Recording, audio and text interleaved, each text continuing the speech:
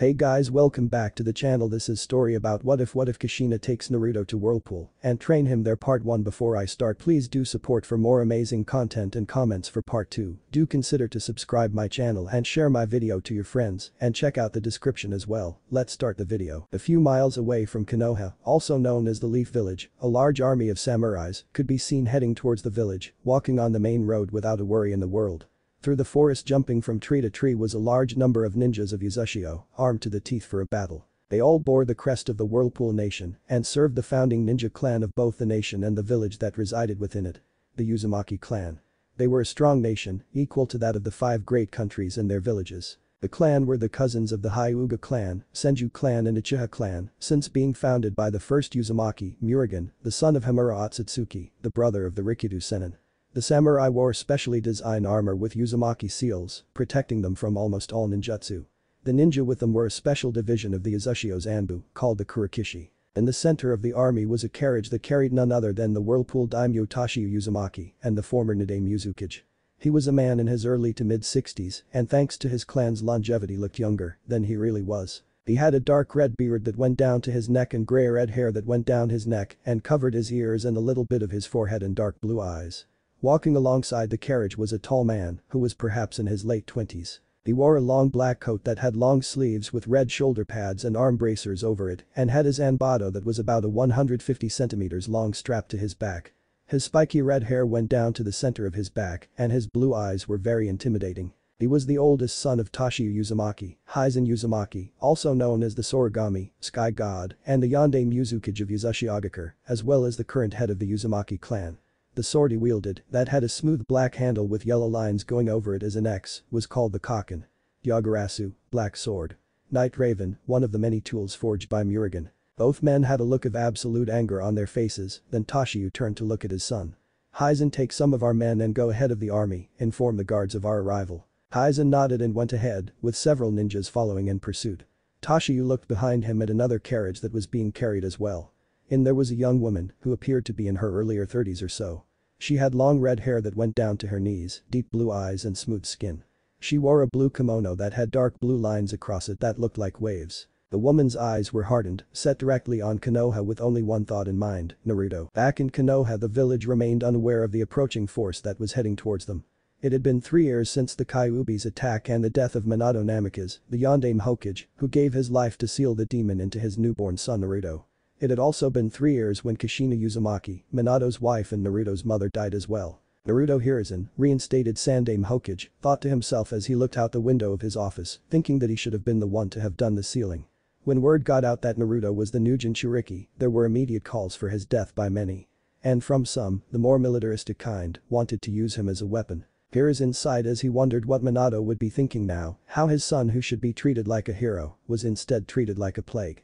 True, he himself had tried his best to take care of Naruto in honor of his successor, since he knew that Naruto was not the Kyuubi. But with his duties as Hokage, it was not so easy a task, especially when trying to keep the civilian council, Fugaku Uchiha and the elders away from Naruto. Suddenly a cat mask wearing Anbu appeared before Hiruzen's desk, bringing him out of his thoughts. The Anbu was a woman if the long purple hair gave any indication. Hokage-sama, news from the northern guards. The Anbu reported. Getting serious, Hiruzen turned around with a hard look on his face. What has happened? He said with the voice of a hardened veteran. A small group, about 3 squads, of Uzu Anbu have appeared at the gate. They're being led by the Uzukage Hizen Uzumaki and demand an audience with you. The cat Anbu replied. Hiruzen paled at the name. He had met Hizen a long time ago, during the Third Shinobi World War, when Konoha and Uzushio were doing a joint operation against a large force of Iowa ninjas that were threatening to attack the Fire Country from the rear, a risky strategy, but an unexpected one.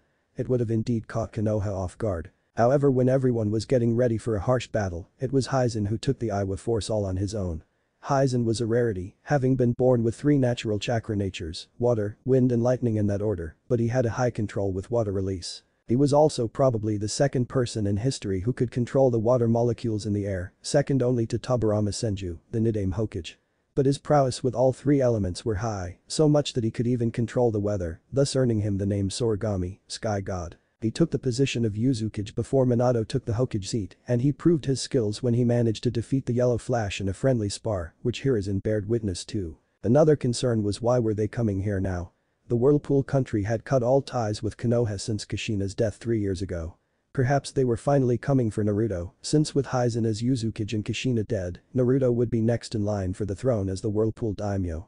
However, that would bring up complications in Konoha. Danzo and his former teammates would want Naruto to remain in Konoha because of the Kyuubi, and in order to gain both the civilian and shinobi support, they would reveal Naruto's father. And with how loved Minato was, Hiruzen had a good idea that the people of Konoha would fight for the Yandame's son. But right now the old Hokage had to deal with the current situation. Turning back to the Anbu, he said, "Are there any Anbu at the gate with them?" The cat Anbu nodded. "Hi, Hokage-sama, Tenzo is there right now, trying to calm the guards and the Uzunins down." Hiruzen nodded. Tenzo, despite not really knowing anyone from Whirlpool, was a man who could keep them calm until the Hokage had more time to assess the situation. "Very well, I want you, Tenzo and a squad of Anbu to escort them here ASAP." "Understood." The Anbu nodded and disappeared, leaving Hiruzen to his thoughts about the current situation. Finally, after a few minutes to think, he said to no one, "Dog." Soon another Anbu, a male with silver hair and wearing a dog mask, appeared. The dog mask he wore hid his face, but you could tell he was a serious ninja. "Hi, Hokage-sama." Without stopping, Hiruzen said, "I want you to find Naruto Uzumaki and bring him to my clan compound for the time being, is that understood?" "Hi, Hokage-sama." Dog said before disappearing as well. Hiruzen sighed as he leaned in his chair. "I'm getting too old for this crap." But Dog, aka Kakashi Haddock. After leaving the Hokage mansion, Kakashi dashed through the roofs of Konoha, searching for the blonde Jinchuriki. His first destination would be to head towards the orphanage that the boy stayed at, but he knew that the matron of the place would frequently throw Naruto out into the street, so chances of him being there were slim. Nonetheless, Itachi made a shadow clone to check the orphanage while he continued his search throughout the village. The best way, Kakashi figured, was to look for any large crowds of people. Usually Naruto's presence caused people to become angry since they mistook him as the Kyuubi in human form, thus form large mobs to chase him. So Kakashi spent the last few minutes searching for any signs of suspicious activities when he suddenly saw several blurs passing by him, so fast that not even his implanted Sharingan could keep up with their movements. Still, he managed to figure out what direction they were heading towards and so followed them. After a minute or so, Kakashi lost sight of them and suddenly heard blades hitting flesh, followed up by the screams of people, which then turned to silence. He stopped his running to go and investigate when he once again saw the blurs leaving from the alleyway, heading straight towards the mansion. This time his Sharingan noticed that 2 of the blurs were carrying something or someone. They were both kids, no more than 3, one was a boy with blonde spiky hair with tan skin. The other was a girl with pale milky skin and blue hair shaped into a Heim style. Kakashi soon recognized who they were. "Shit," he thought to himself as he made off after them. Hokage Mansion, Council Room. It didn't take that long for Hiruzen to send out word to the council, both shinobi, civilian and elders, to arrive for an emergency meeting, stating that lateness was not an option. The Hokage usually didn't mind if people weren't on time as long as they didn't dilly-dally. But if the Hokage said he had no time for lateness or tardiness, then everyone in the council knew it was serious, hence why they arrived to the council room quickly. Many of them were shocked to see the daimyo of Whirlpool along with his son and a woman whose face was covered by a veil. Several Yuzu Anbu of its Kurokishi division had their arms behind their backs while guarding the daimyo and his son. Like all Anbu in any village, these ninjas wore masks to cover their faces, thus hiding their identity. However, these Anbu wore plain black masks with kanji symbols on them in red. Along with it, they wore light black chest armor, metal guards and leg guards. Underneath all that was dark blue clothing, including a hood and black gloves. Strapped to their backs were swords, mostly ninjato.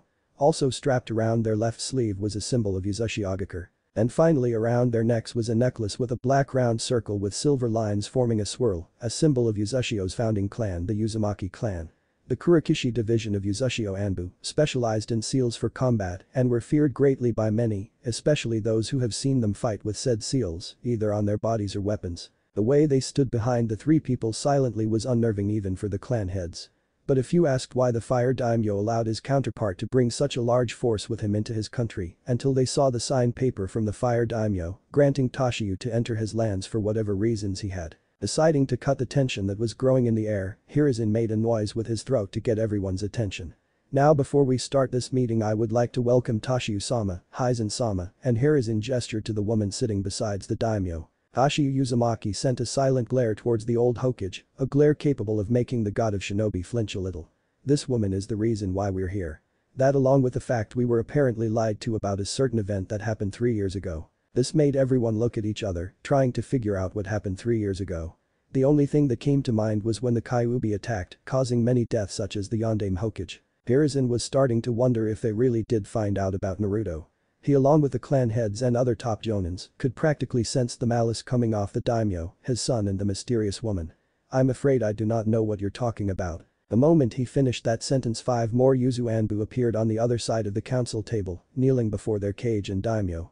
The one at the front, a male by his voice, with the kanji of ghost, said, "Tashiyu-sama, Yuzukage-sama, Uzumaki-sama, we found him." But the last part, the Anbu on his left stepped forward, revealing that he had something or someone in his arms and that someone was Naruto-kun. The veiled woman shouted as she dashed forward, her mask falling off as she ran toward said blonde, who was currently unconscious, allowing everyone to see her fair skin, blue eyes and long red hair. The face made everyone who recognized it gasp, for it was none other than Kushina Uzumaki, wife of Minato Namikaze, daughter of Tashiyu Uzumaki, and to a few who knew, the mother of Naruto Uzumaki. A few of the clan heads performed a seal, muttering, "Kai," to try and see if it was a genjutsu, which it wasn't. However, the woman was blind to the rest of the world as she cradled her 3-year-old son close to her, crying with tears of joy of finally being reunited with him. Hiruzen was the first to regain his bearings when Dog appeared beside him.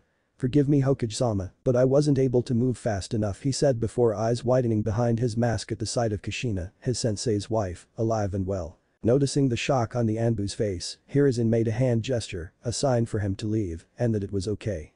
Once Dog was gone, Hiruzen turned towards the daimyo, with a suspicious glare on his ancient face.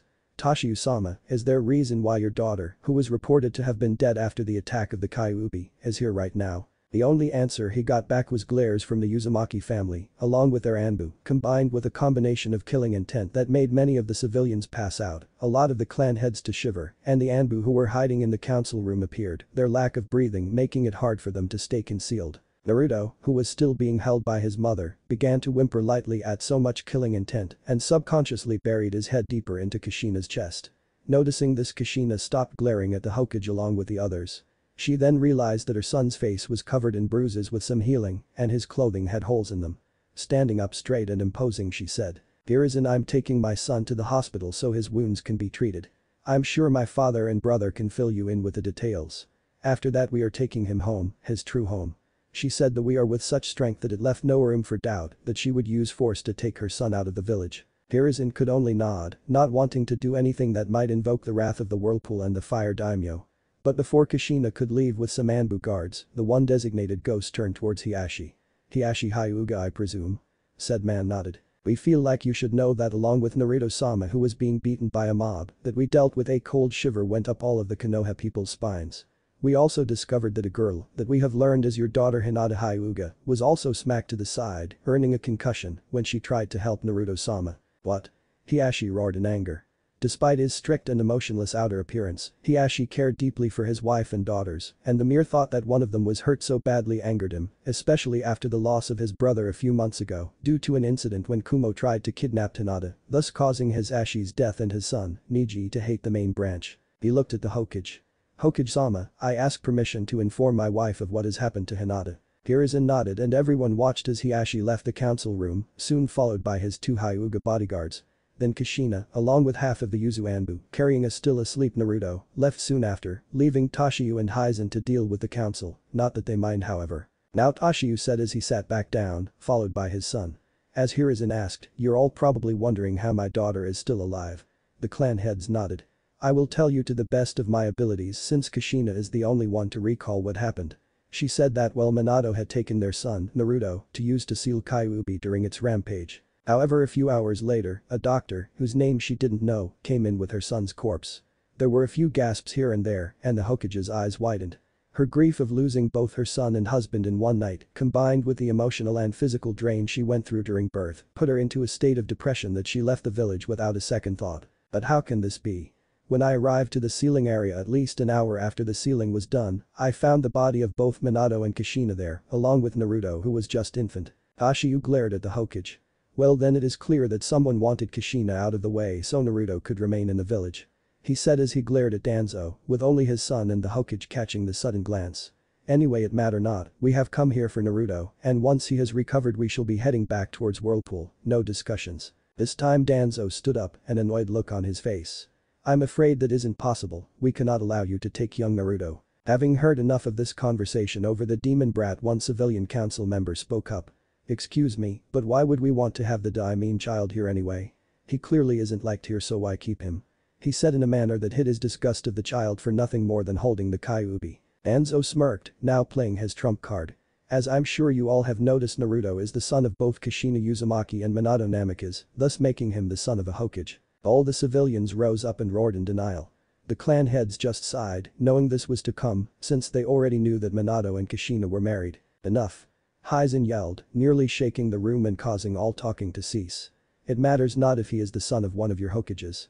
He is an Uzumaki and the rightful heir to the throne of the Whirlpool Nation, seeing how Kushina Nichin will take the throne after my father, and thus Naruto will follow after, since I have taken the position of Uzukage, and thus cannot become daimyo. Furthermore, his mother, Kushina Uzumaki, is now his rightful guardian, and thus is allowed to take him out of this village, unless you wish to bring forth the wrath of both the Whirlpool Nation and Uzashigakure. That made everyone think carefully of their next words. True, they were known as one of the greatest shinobi village, but that was because their village was founded by Hashirama Senju, the strongest man of his time, and perhaps even now. But the creation of the village was thanks to the Uzumaki clan, who helped the Fire Country fund the creation of Konoha. Furthermore, in reality, Uzashio had much more military power due to the Uzumaki clan's powers and seals, along with them being of descendants of the Rikido Sennin. And backing them up were other powerful clans that were part of the village. Danzo was about to make a remark about the fire daimyo, but Tashiyu tossed Hiruzen a scroll, which had said daimyo's signature on it. I've already discussed with my good old friend the fire daimyo. He was appalled that a member of our clan was being treated so badly and unjust for 3 years, and that we were lied to about his survival. He has given us permission to move our forces through his lands, and we will do so if you refuse to give us Naruto-kun. That pretty much stopped any attempts of changing their minds at this point. Even Danzo knew that it would be foolish to go up both the forces of Whirlpool and their own fire daimyo, despite his anger of losing the Kyuubi Jinchuriki. Once Tashiyu saw no one else was going to speak, he continued. In my mind, this village deserves to rot for the betrayal that it has done to my family. However, that would be unfair to my daughter who, despite being lied to, still has many dear friends in this village for who she cares for. So for hers and Minato-kun's sake, I am willing to reopen trading with both Konoha and the Fire Country under some circumstances. Everyone let out air that they didn't even know that they were holding. There was still hope for them after all. Yes, I think that would be nice. Though I admit that we had no idea that Kushina-chan was even alive, which I assure you the people responsible will be looked for. I am glad that Konoha and Uzashio can work out a deal and reconnect our lost bonds. That, and I will be glad that Naruto-kun has family to take care of him to atone for my failure of taking care of him. I assume that you wish to discuss opening trade later. Hiruzen asked. Tashiyu and Hizen nodded. Yes, I would like to go and check on my daughter and my grandson at the hospital, just to make sure they got there okay. Good day. And with that, the Whirlpool daimyo, the Uzukage and the Anbu all walked out of the council room, making the atmosphere in there less tense than it was at the beginning. Konoha's hospital. At first, Kushina used speed that would make onlookers believe she was using her husband's Hiraishin, and you would too if you were a mother who was just reunited with her 3-year-old son who was wounded all over his body and barely had any nutrition in him. Also, did I forget to mention that a mother is not the best person to anger, especially if she's in Uzumaki, and especially if you anger her by insulting her child. Because that's what happened when Kushina arrived to the hospital. The receptionist, upon recognizing Naruto, snapped at her, saying that they do not treat demons. It took almost all of Kushina's escorts to restrain the Whirlpool princess from brutally mutilating the foolish woman, while Ghost convinced her in a more calmer, yet intimidating, way of getting them a room, along with the fact that the receptionist would be facing the wrath of the Whirlpool Nation for yelling at its princess and her son. So now, after several and may I see painful arguments between Kushina and some of the hospital staff, which left the latter in need of medical attention themselves, we find ourselves in one of the hospital rooms with Kushina Uzumaki sitting beside her sleeping son. The Kurokishi were outside the room, guarding the door, the window and the rooftop, in order to make sure that nothing could reach the princess or her son.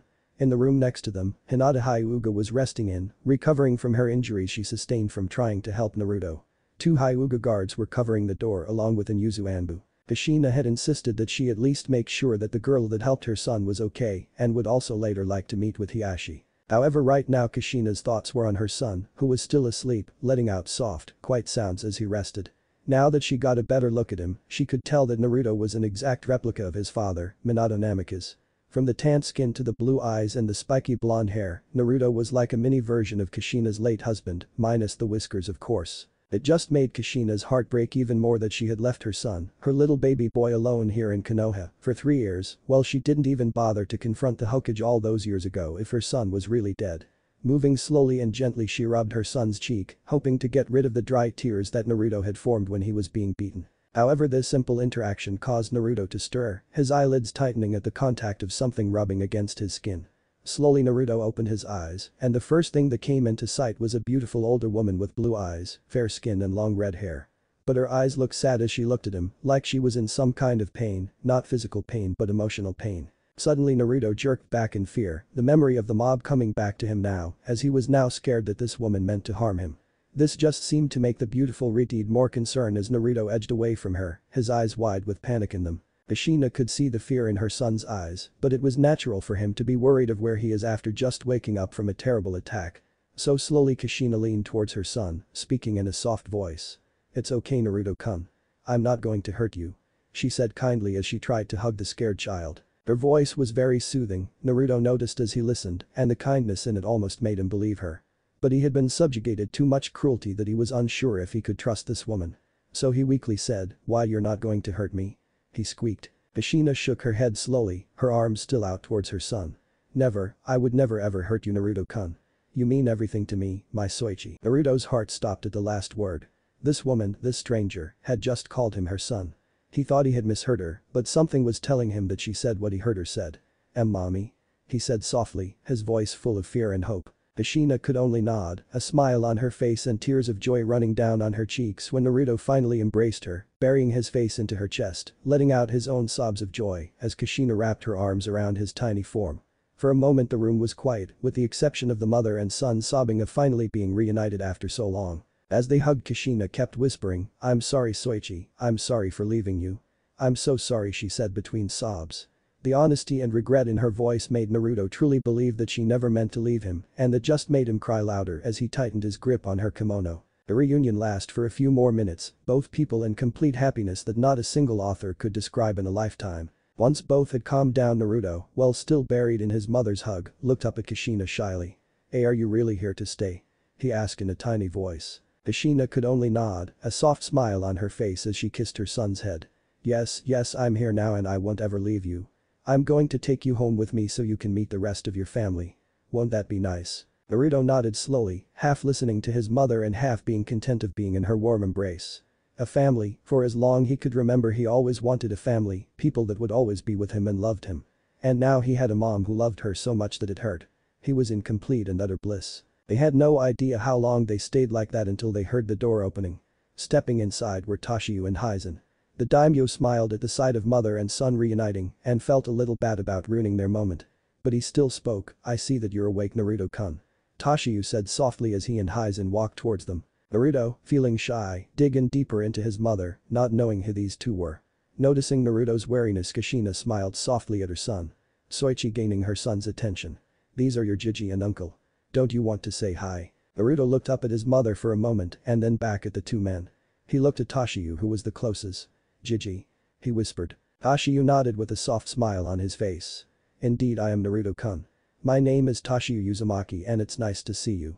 Then he had to stop what he was going to say next when Naruto got out of his mom's grip and nearly tackled Tashiyu with a hug. Sniffling a little into his kimono, Naruto murmured, "Tashiyu Jiji," as he tightened his grip on his grandfather's kimono, while Tashiyu just smiled softly and rubbed his grandson's back. Hizen rustled his nephew's spiky hair affectionately. Naruto smiled at the fact that he was now surrounded by family when he spotted something coming out of the ground, causing the Naruto to yelp in shock. After hearing his cry, the three adults spun around. In front of them was a regular-sized man wearing a black cloak with a hood covering his face, but you could tell he had green skin. The man took off his hood, revealing his red eyes, and soon got to his knees before the family. "Tashiyu-sama, forgive my intrusion, but I bring news about the council in Konoha," the man said with a monotone voice. Tashiyu nodded before looking back at Naruto, who was being calmed down by his mother. "You have nothing to fear, Naruto-kun. This man is a longtime friend of our clan. His name is Yujin and he was the one who informed us about your survival," he said with a smile. It's true, Yujin had served the Uzumaki clan since the clan's founding. The reason was because the Rikido Sennin, Zayden, gave him life. However, after his creator's passing, Yujin fell under the command of Rikishi Uzumaki, serving the clan for generations. And thanks to his molecular manipulation, Yujin has served well as a spy, assassin and scout for the clan, the village and the nation. Thanks to his control over molecules, he could switch his organs with new material so that they wouldn't decay or cease working. Naruto looked at his grandfather, then at Yujin and finally at his mother, who gave him a reassuring nod. Naruto turned back at Yujin and waved his hand shyly. In response Yujin did a bow towards the young Uzumaki. It is a pleasure to finally meet you Naruto-sama. But back to the subject at hand, I bring news of what I heard the Konoha Council spoke of, as well as other information that I've discovered. Ashiyu nodded, and once Kushina had managed to reassure Naruto that she would be right outside the room did the three older Uzumaki and Yujin left to discuss what Yujin had found out. Once they were outside and all four of them were out of listening length, Yujin began reporting what he had discovered. I shall first begin with the conditions that Tashiyu-sama gave to the council. Yujin said as he pulled out a scroll. They agreed to fire the matron of the orphanage that Naruto-sama was at, as well as bring her before Kushina-sama for interrogation. He shuddered at the last part, almost feeling sorry for the matron who was going to receive Kushina's wrath. Then he continued, the council has agreed to remove your clan symbols from their flak jackets to show that they failed to keep the bonds between Konoha and Uzashio due to their abuse to Naruto-sama. And speaking of clan, after getting the report that Tsunade-sama and her assistant Shizune-san have moved to the Whirlpool capital, all belongings including money of the Senju clan shall be taken from the Hokage vault and the Senju compound shall be taken back to Whirlpool with us. It's true, Tsunade, the only known remaining Senju as well as the granddaughter of the Shadame Hokage, Hashirama Senju, had left Konoha a long time ago after the death of her younger brother and lover, taking her lover's niece with her. 3 years ago Tsunade was given a letter from Tashiyu that she was welcome to stay with them in Whirlpool since she was family. This helped Tsunade out of her depression and alcoholic state as she realized that she still had family out there. Since then she has been serving as either the personal medic of Tashiyu's family or running the hospital at Uzashio, having finally created her idea for a medic nin program. Though since she was still licensed as a Konoha shinobi, she couldn't become an official Yuzu nin. Currently she, along with Tashiyu's wife, Mai Uzumaki, mother of Hizen and Kushina Uzumaki and grandmother of Naruto and Karen Uzumaki, the latter being Hizen's daughter, An. Bet you didn't see that coming, Swan's assistant Shizune were staying at the Fire Daimyo's palace. The reason is despite feeling ill for some time, Mai was relentless in her desire to come to the Fire Nation to see her grandson and if she had to, raze Konoha to the ground. True, a mother's wrath is one to be feared, but a grandmother's wrath is even greater, especially if they learn the abuse that their grandchild had. What about the seals around the walls? Have they agreed to let us take them down since they were set up by our clan? Hizen asked. That's where they were less than cooperative to agree. Yujin said. Since the seals serve as a defense against invaders, they would rather have an alternative agreement than just removing the seals. Ashiyu rubbed his chin as he turned towards his children. I suppose we could agree to remake the seals into a detection barrier rather than a repelling barrier. Tashiyu said. Kushina nodded in agreement while Hizen just shrugged his shoulders. As long as we show what dicks these people were, I don't really care. Suddenly an Yuzu Anbu appeared before all four of them. Forgive my interruption, but Naruto-sama is asking to see you Kushina-sama. He's feeling worried that you might have forgotten about him. Kushina nodded and began heading back towards the room her son was staying in. Before she went in she turned around to Yujin and asked, were you able to find the people that I requested for? Yujin nodded. Yes Kushina-sama, I have located Makoto Uchiha, Tuchi-an Michiraku, your other teammate Hitomi Hyuga, your friend Mabuki Haruno, and your students Yugao Yuzuki, Anko Midarashi and Kurina Yuhi. Everyone besides Yugao and most likely Makoto and Hitomi through their husbands will have known of your arrival. If you wish I shall invite them over for them to see you. Kushina nodded. Thank you. I think I'll meet with them tomorrow, but if they want to see me now then they can. And with that she went back inside the room where she saw her son hiding underneath the bed sheets, only the top of his head visible. His eyes were scanning the whole entire room nervously, but when they landed on Kushina they seemed to calm down. Mommy? Naruto asked in a quiet voice. Kushina nodded with a soft smile before making her way over to her son's side. Did you miss me Soichi? She asked in a soft tone. Naruto nodded before putting his hands, which Kushina took as she pulled Naruto into an embrace. I just wanted to spend more time with you mommy. Naruto said as he snuggled into Kushina's chest before closing his eyes, tired after today's events. Kushina didn't say anything, just rubbed her son's back gently while the room remained in silent bliss. A week later, the week had gone by and the people of Konoha could only say that it was interesting. After reassuring her son for perhaps the 1000th time that he would be coming home with her, Kushina set out to punish those responsible for her son's terrible life. She first started with the matron of the orphanage that Naruto had stayed in. The damage that was done to the older woman were so bad that it was most likely that her body would never be able to function properly again. Several men, citizens and shinobi who had abused Naruto would not only be able to sit properly for months, but most likely couldn't even be considered men anymore due to the loss of their package. Then came the story-inners who either didn't sell Naruto anything or overcharged him for rotten food. Their stores were burned down and they were left on the ground brutally beaten that during the whole ride to the hospital, they were crying out in pain. Naturally many people, mostly civilians and a few of the ignorant shinobi, had demanded that something be done about these attacks. But there was nothing that the Hokage could do for several reasons. The first was that Kushina was in her full right to punish these people due to the torment that her son had been given. The second was that she was royalty and arresting the princess of the Whirlpool Nation could have several repercussions, and the last part was that no one had the courage to stand up to an angry mother, especially an angry Uzumaki mother. Speaking of which, an announcement was made the day after Tashiyu and his family arrived about Naruto's true status. This had multiple reactions from the populace of Konoha. One was that many felt ashamed and stupid for not only breaking their yandame's dying wish, but not noticing the resemblance between father and son. There was a small bunch that tried to deny that the demon boy was the son of their greatest hero and the princess of the Whirlpool Nation, but this group decreased drastically after some persuasion from Kushina. Kushina wasn't violent to everyone that she met. In fact, she was quite literally tackled by her good friends Mikoto, Hitomi, Mibuyuki and then her 3 students. Kushina had been very surprised that her 3 Kunoichi students had progressed so far in these past 3 years. Anko and Kurenai were both chunin with the former coming close to Takabetsu Jonin and working in the torture and interrogation department, while Kurenai was going to become an academy instructor and was the personal caretaker of Hinata Hyuga. Yugao had already become Jonin and was now an Anbu working under Hiruzen. She was also currently dating Heiichiko, something that Kushina had seen coming, since she would always see Yugao doing sweet things like trying to cure his cough. Current time, Hokage's office. Currently Tashiyu and his son Hizen were working out the last bit of the new treaty with Hiruzen. Of course before that the 2 Uzumaki had a good laugh when they mentioned about using shadow clones for paperwork. Hiruzen was repeatedly slamming his face on his desk for not realizing that it seems that the third man to be called the god of shinobi had never been able to find a way to defeat Akage's greatest enemy. Of course once that was done they could finally finalize the treaty by signing it when suddenly there was a huge explosion from the northern gate. The 3 people immediately stood up just as a Konoha and Uzushio Anbu appeared. Hokage-sama. Tashiyu-sama. Hizen-sama. What happened? Hiruzen asked his Anbu. The woman arrived at the gate and without a word to the gate guards and then literally knocked down the steel gates. She is currently going on a rampage within Konoha.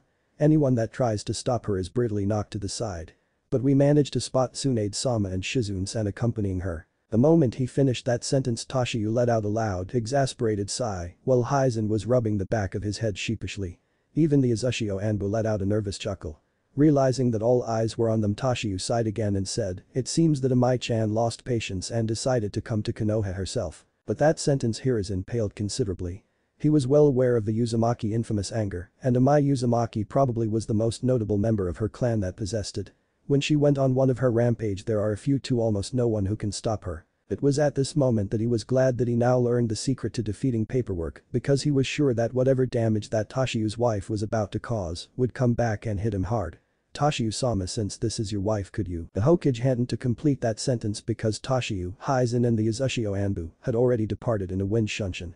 Konoha Hospital. S mom got tired of waiting. Kushina thought when she heard the explosion and people yelling. However her focus went back towards her son, who was conversing with a Hyuga around the same age, who was desperately trying to remain awake.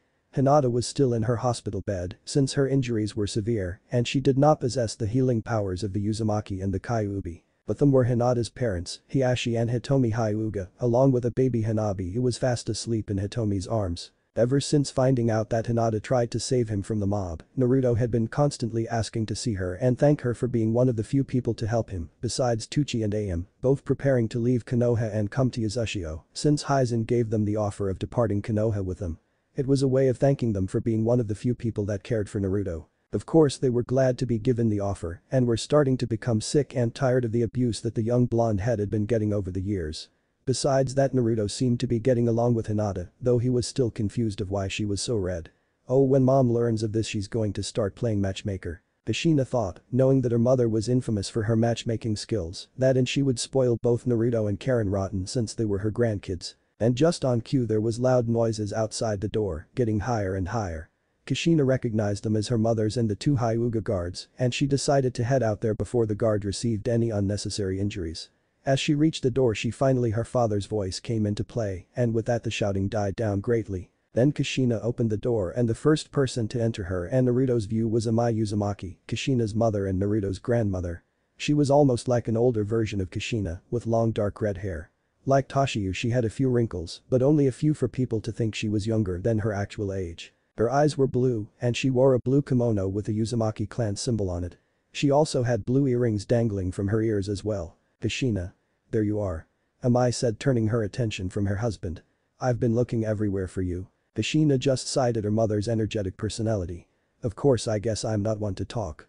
She thought to herself before looking down at her son, who was still looking at Amai with a curious face. "Nah, Soichi, this is your Bachan." The word Bachan woke up Naruto, and he suddenly sprinted towards Amai, tackling her with such force that he could have brought her down if it were not for their difference in size. "Bachan."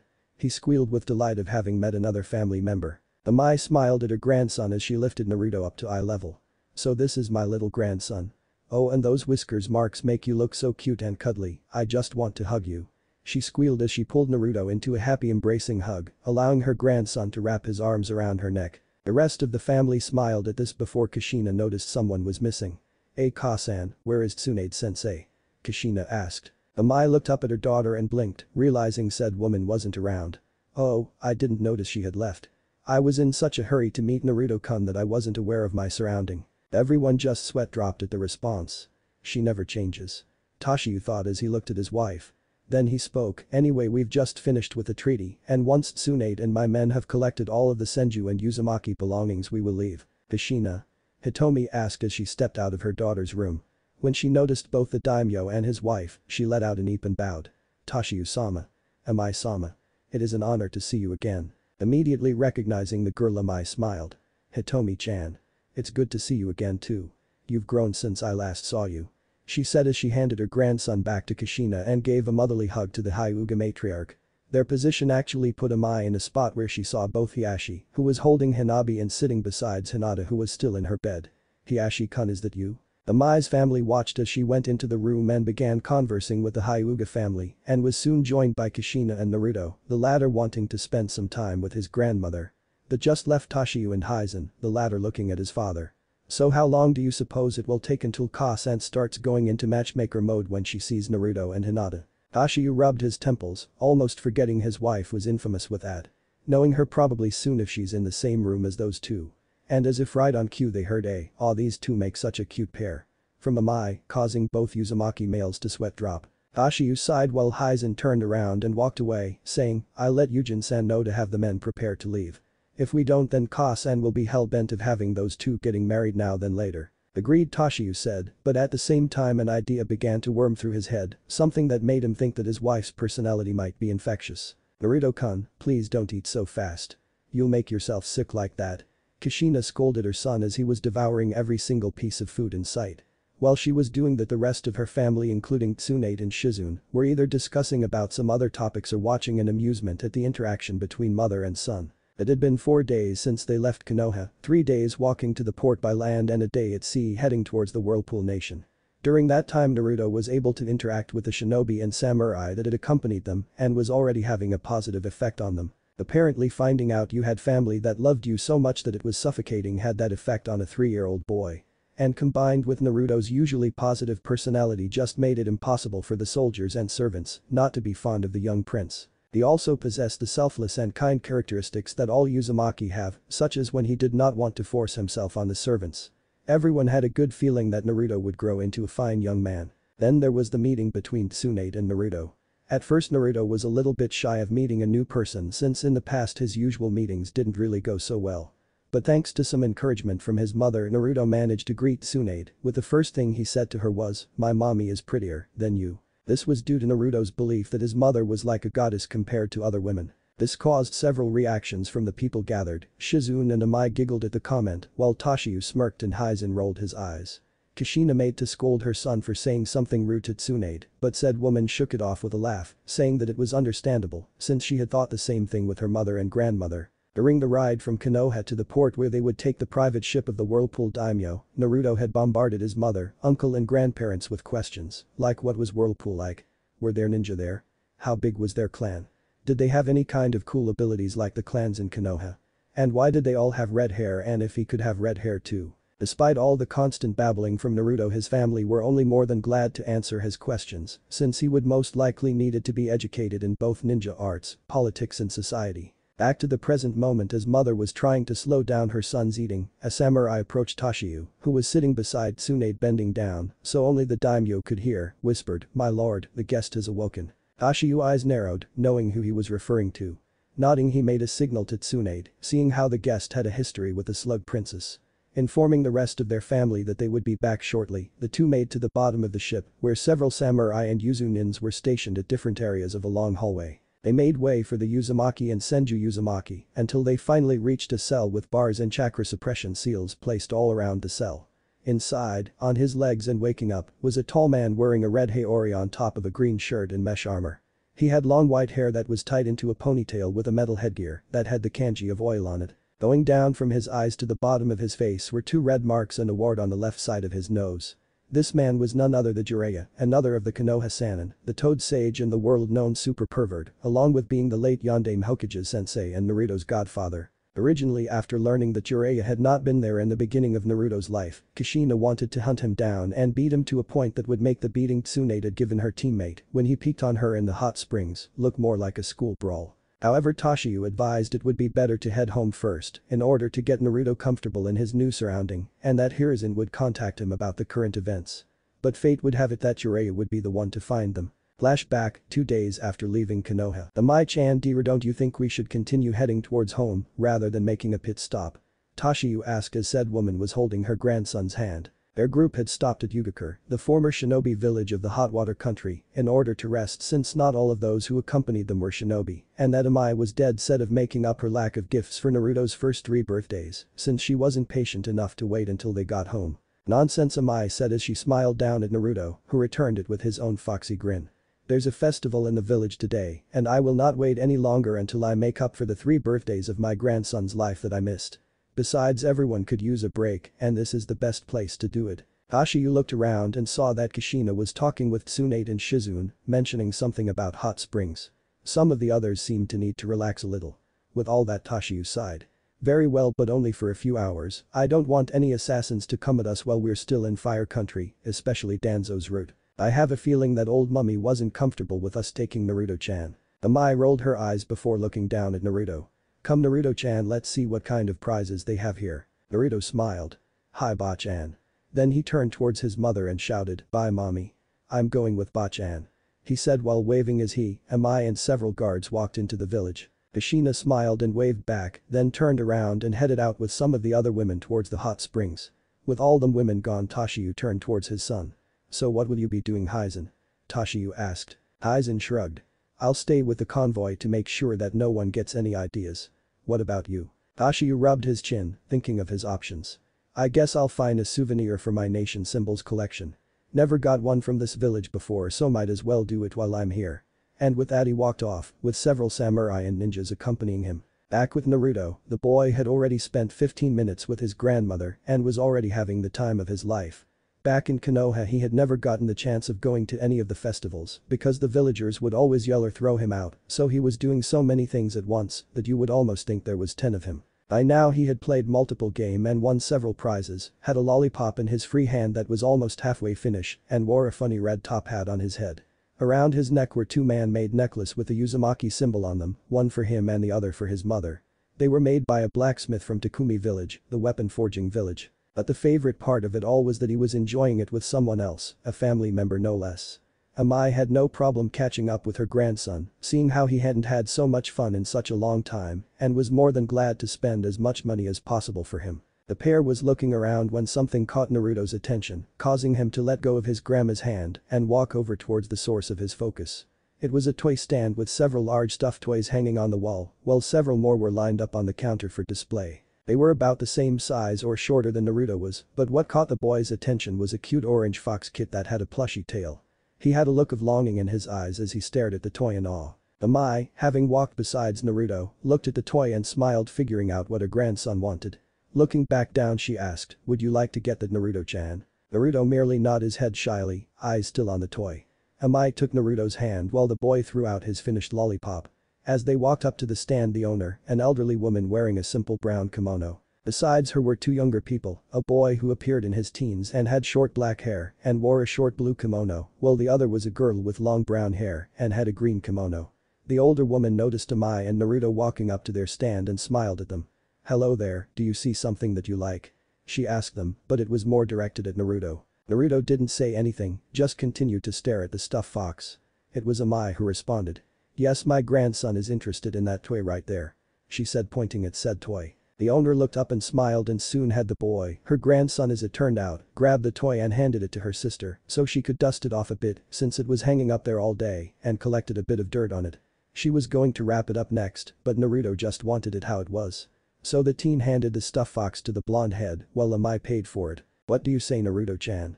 Amai asked her grandson. Naruto, who had already begun hugging the toy with joy, looked up at the owner. "Thank you," he said in a cheerful voice.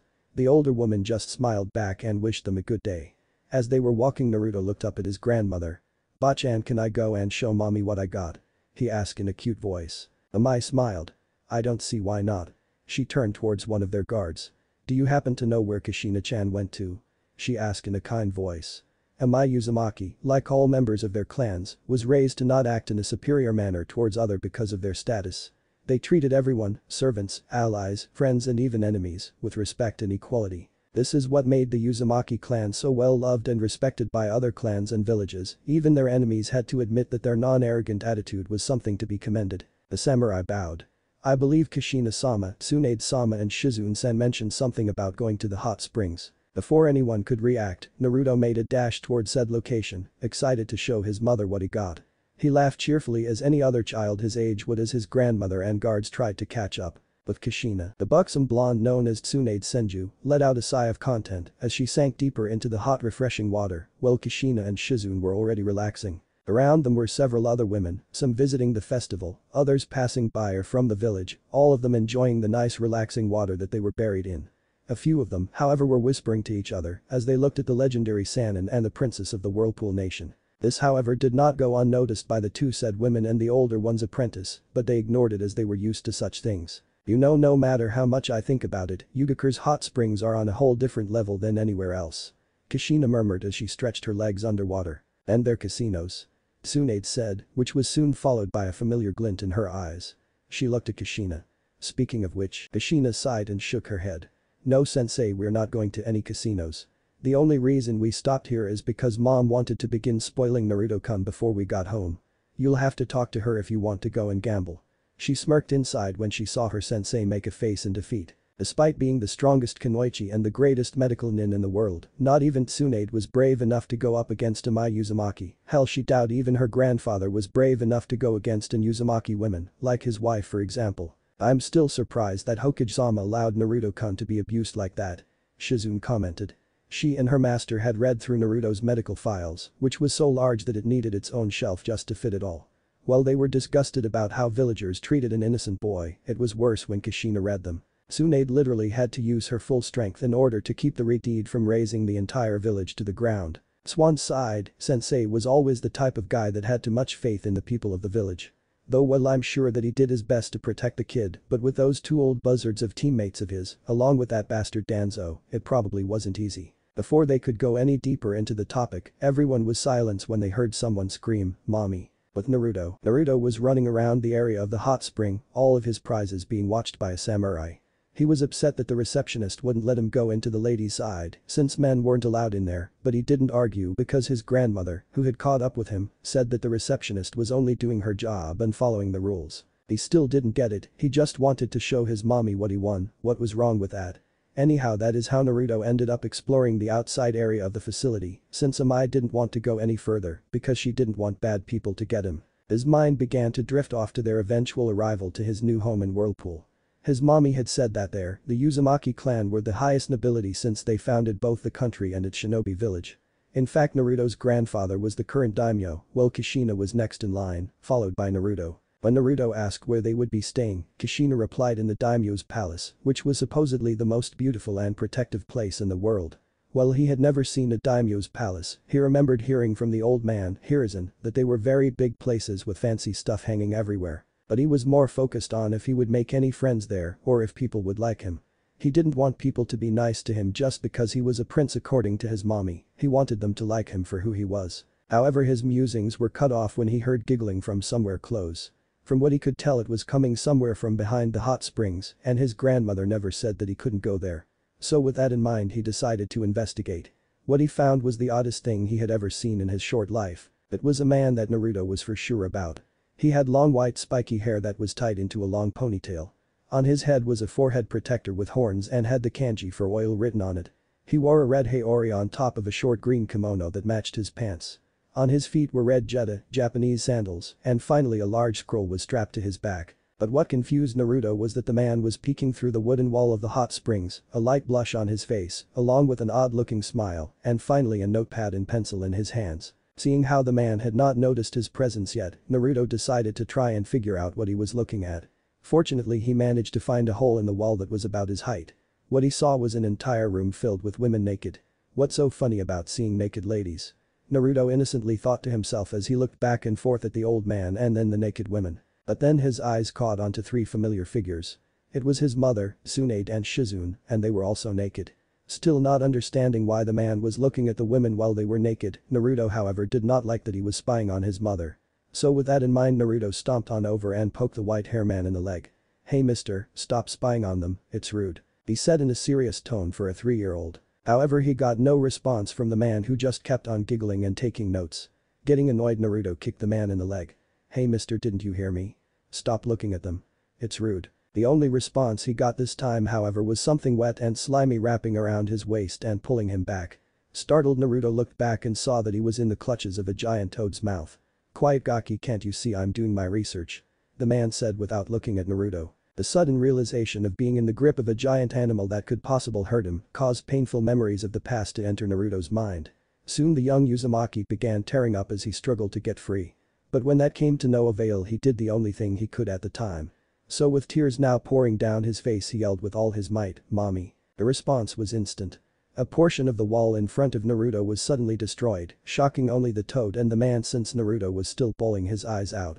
As the dust settled the form of a towel-covered Kushina Uzumaki with her signature 9-tailed red hair floating in the air could be seen, followed by Tsunade and Shizune and several other women clad in towels. Irideed had a frantic look on her face as she scanned for her son. When her eyes locked onto the toad that had her son wrapped around its tongue she yelled, "Naruto-kun." And she followed it up with a powerful kick to the toad's face, sending it flying while releasing its grip on Naruto, who was promptly caught by his mother and thus began crying into her shoulder. Tsunade, who recognized the toad as a summoning, had a tick mark forming on her face when she finally spotted the white hair man, aka her ex-teammate Jiraiya, who had now gone pale as a ghost when he realized that not only had he been caught, but that Tsunade had been one of the women he had been spying on. "Jiraiya Yuiro Baka. How dare you spy on us and harm an innocent child?" And before Jiraiya could even get a glance at the son and mother he was pounced by both Tsunade and the rest of the women, screaming in terror as their righteous female fury struck his body. Flashback end, current time. The outcome of it all was obvious. Once the women had finished beating the perverted sage into a pulp, Kushina continued the assault after learning that not only had Jiraiya scared Naruto with his summons, but also because Naruto was trying to stop the pervert from spying on them. Of course this only earned Jiraiya more of a beating from the women again, since they were now angry that someone would try and harm an innocent child. Fortunately the guards had finally arrived, apologizing profusely to Kushina for not realizing Naruto had wandered off. Then upon Kushina's order, they arrested the now shell of the Toad Sage to bring back to Whirlpool for trial of both spying on the Princess of Whirlpool, harming her son, as well as discarding his promise to take care of the boy over the past 3 years. That is where we find ourselves now, with Tashiyu and Tsunade waiting for Jiraiya to wake up. "Oh Kami, my head." Jiraiya moaned as he got up. "I feel like I just got trampled by several large toads." "I'm surprised that you recovered so fast, Jiraiya," Tashiyu said, catching the Toad Sage's attention. "A woman's wrath is not something to be trifled with, Tashiyu-sama." Then he looked at the person besides the daimyo. "Tsunade Haim. What? How?" "Well, currently you're being detained on Tashiyu-sama's personal boat heading towards Whirlpool Country after you got your rear handed to you again," Tsunade said as she glared at her former teammate, causing Jiraiya to shrink at the glare. "When we get there you'll be facing trial for your crimes against the Uzumaki clan.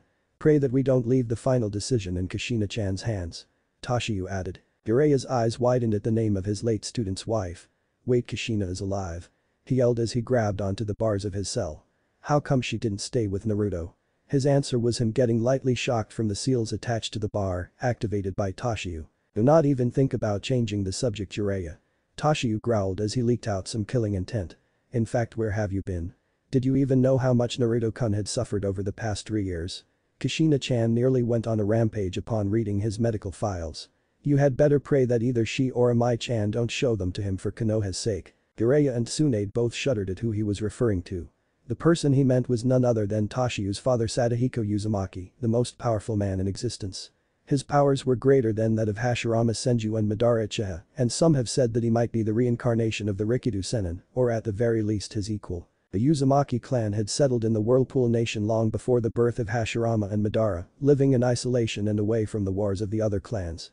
But it was Sadahiko who had become clan leader at 10 and daimyo by the age of 15. He also was the one who ended their isolationism and formed a truce with their cousin clan the Senju, as well as inviting the 14 other clans onto their land and making Uzushio that it is today. The Uzumaki male was not only a master of Huinjutsu, but also Kenjutsu too. But what made him so feared were his skills in Onmyoten, Yin-Yang Release, the same power that the Hamura Otsutsuki possessed as he had the Rinnegan just like his brother. Though the sage's Rinnegan was more akin to the Sharingan, while Hamura's was more akin to the Byakugan. Using Onmyoten he could create anything from nearby such as the ground, water, tree, the air and even his own body, similar how Hashirama used his Mokuton. Along with it he could also use Yin Release and Yang Release, the two chakra natures that created Yin-Yang Release. And even to back that up, Sadahiko, the Shade Muzukage along with the clan heads of Uzushio's other clans at the time, were praised as the most powerful shinobis in Uzushio's history. Furthermore he was very loyal to his clan and friends. In fact there was a story that once he single-handedly destroyed 2 clans for trying to kill his younger sister, Mito Uzumaki. They didn't even last a week when he found them, and the only survivors were the civilian members of the clan as well as children, since Sadahiko didn't like killing the defenseless or young. If Sadahiko learned what happened to Naruto, his own great-grandson, then Konoha would be razed into the ground. Finally regaining his composure, Jiraiya gave a defiant glare at the Whirlpool daimyo. Look, I understand that you're angry and yes I did know that Naruto was having a hard life, but you have to understand that I couldn't take him with me. My spy network is important for Konoha to stay ahead of the other villages. I did send him money once a month so he could live on his own. It just made Toshiyu glare at the Toad Sage more. If you knew he was suffering you should have contacted me. The Uzumaki clan would never allow one of our own to be treated so horribly. But instead our own spies found out about Naruto's existence 3 months ago when you could have just told us 3 years ago. What's your excuse for that? Jiraiya cringed at that act. It was Minato's wish that Naruto would grow up to become a shinobi for Konoha. How could I deny the dying wish of my prized pupil? Furthermore the other 4 great villages have at least 2 Jinchuriki, allowing you to take Naruto would have destroyed the balance between the 5 great nations. His response was another shock of electricity from the security seals, sending Jiraiya to land on his butt. The way you say it Jiraiya is like you see Naruto-kun only as a weapon. In fact if I had to guess, I would have to say that you thought the same of my daughter and aunt when they held the Kyuubi in them. The mention of her grandmother being referred as a weapon caused Tsunade to glare at her teammate. I will leave you for now Jiraiya. And if you make any more excuses like Kakashi did, then Kushina will do the same to you that she did to him. Toshiyu finally added, remembering when Kushina had cornered the copy nin one day, demanding to know why he wasn't there for Naruto. When Kakashi gave his reason, which was he was grieving so much after the loss of Minato, Kushina had literally punched him so hard in the face that he might have lost all of his teeth, and after that a serious scolding of learning to deal with the pain and taking responsibility, because she also grieved for the loss of her husband and child, but that didn't stop her from going on with her life. But that Toshiyu and Tsunade walked out, leaving Jiraiya to his own musings. Several hours later, mommy look. It's land. Naruto shouted with glee as he stood at the front of the ship, pointing ahead at the first land he had seen since sailing. True enough the land of Whirlpool was coming into sight. From their view the people on the ship could see several tall mountains on the island, the sandy beach just a few miles ahead, and before that multiple jagged rocks with seals on them. But what stood out the most were the large whirlpools that spun around in the ocean. Yes Soichi, that's Whirlpool country. Kushina said gently as she grabbed a jumpy Naruto so he wouldn't accidentally trip. That's home. Naruto's eyes widened as he looked back at the upcoming island with a look now of longing in his eyes. But that quickly changed when he asked, but mommy how will we get past the big swirly water holes? Naruto asked, not knowing that they were whirlpools. Kushina just giggled before responding. Those Naruto-kun are whirlpools, which is why the nation is called Land of the Whirlpools. And don't worry, they are man-made by the first female clan head, Odam Uzumaki. The whirlpools make a path for anyone of Uzumaki blood, so that way we can enter while they protect the island as well. And if other people come, then we have sealing barriers that alert us on land, allowing barrier teams to control the whirlpools on our own. Naruto made a new sound, amazed of how powerful their clan was before looking out in front of him again. Sure enough, the whirlpools began to part in order to make a path for the boat to go on. Even some of the soldiers and servants, who had seen this hundreds of times, were still in awe at how the whirlpools moved upon the command of the Uzumaki clan. But to Naruto it was something much more, something that he always dreamed of. Home. A home, with a family, people who love him and he loves them back as well. There was one thing that Naruto knew for certain. He couldn't wait to start his new life. Whirlpool Palace. Big, that was the only word Naruto could find in his limited vocabulary to describe the palace. As he held onto his mother's hand, his eyes were taking in every detail of his new home. The 5 large towers surrounding the 6th and larger tower in the center all had large version of the clan symbols around them, followed by other strange markings that made the towers look unique. Surrounding the towers were multiple smaller buildings with a few connected via bridges. And around all of that was a large pearl white wall with multiple people standing on them, which his mother had said that they were the guards. But the amazing thing was that the entire palace was on an island within the nation, with several whirlpools in the water surrounding it. The only thing connecting the mini island to the rest of the country was a long road of dirt that Naruto and the rest of the convoy was currently riding on. However, Naruto noticed that there were some people missing, including his uncle. "Mommy, where did Uncle Hizen, Auntie Tsunade, and Shizune Nichin go?" Naruto asked as he looked at the red-hair woman. Kushina smiled as she pulled her son onto her lap, which made Naruto unconsciously snuggle into her. Tsunade-sensei and Shizune went back to Uzushio with Uncle Hizen because they had to check the hospital. Uncle Hizen is bringing his family here.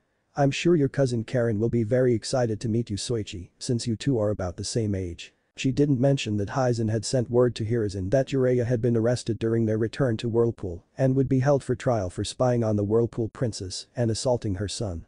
Furthermore, there might be a chance of Sadahiko making a visit to Konoha because of these events and of Naruto's treatment in Konoha. Truthfully, the wrath of the Red God was not a pretty sight, but Sadahiko would eventually find out because anything related to the Uzumaki clan was to be brought to his attention. Naruto giggled happily at the idea of finally meeting another family member his age, along with the rest of the clan.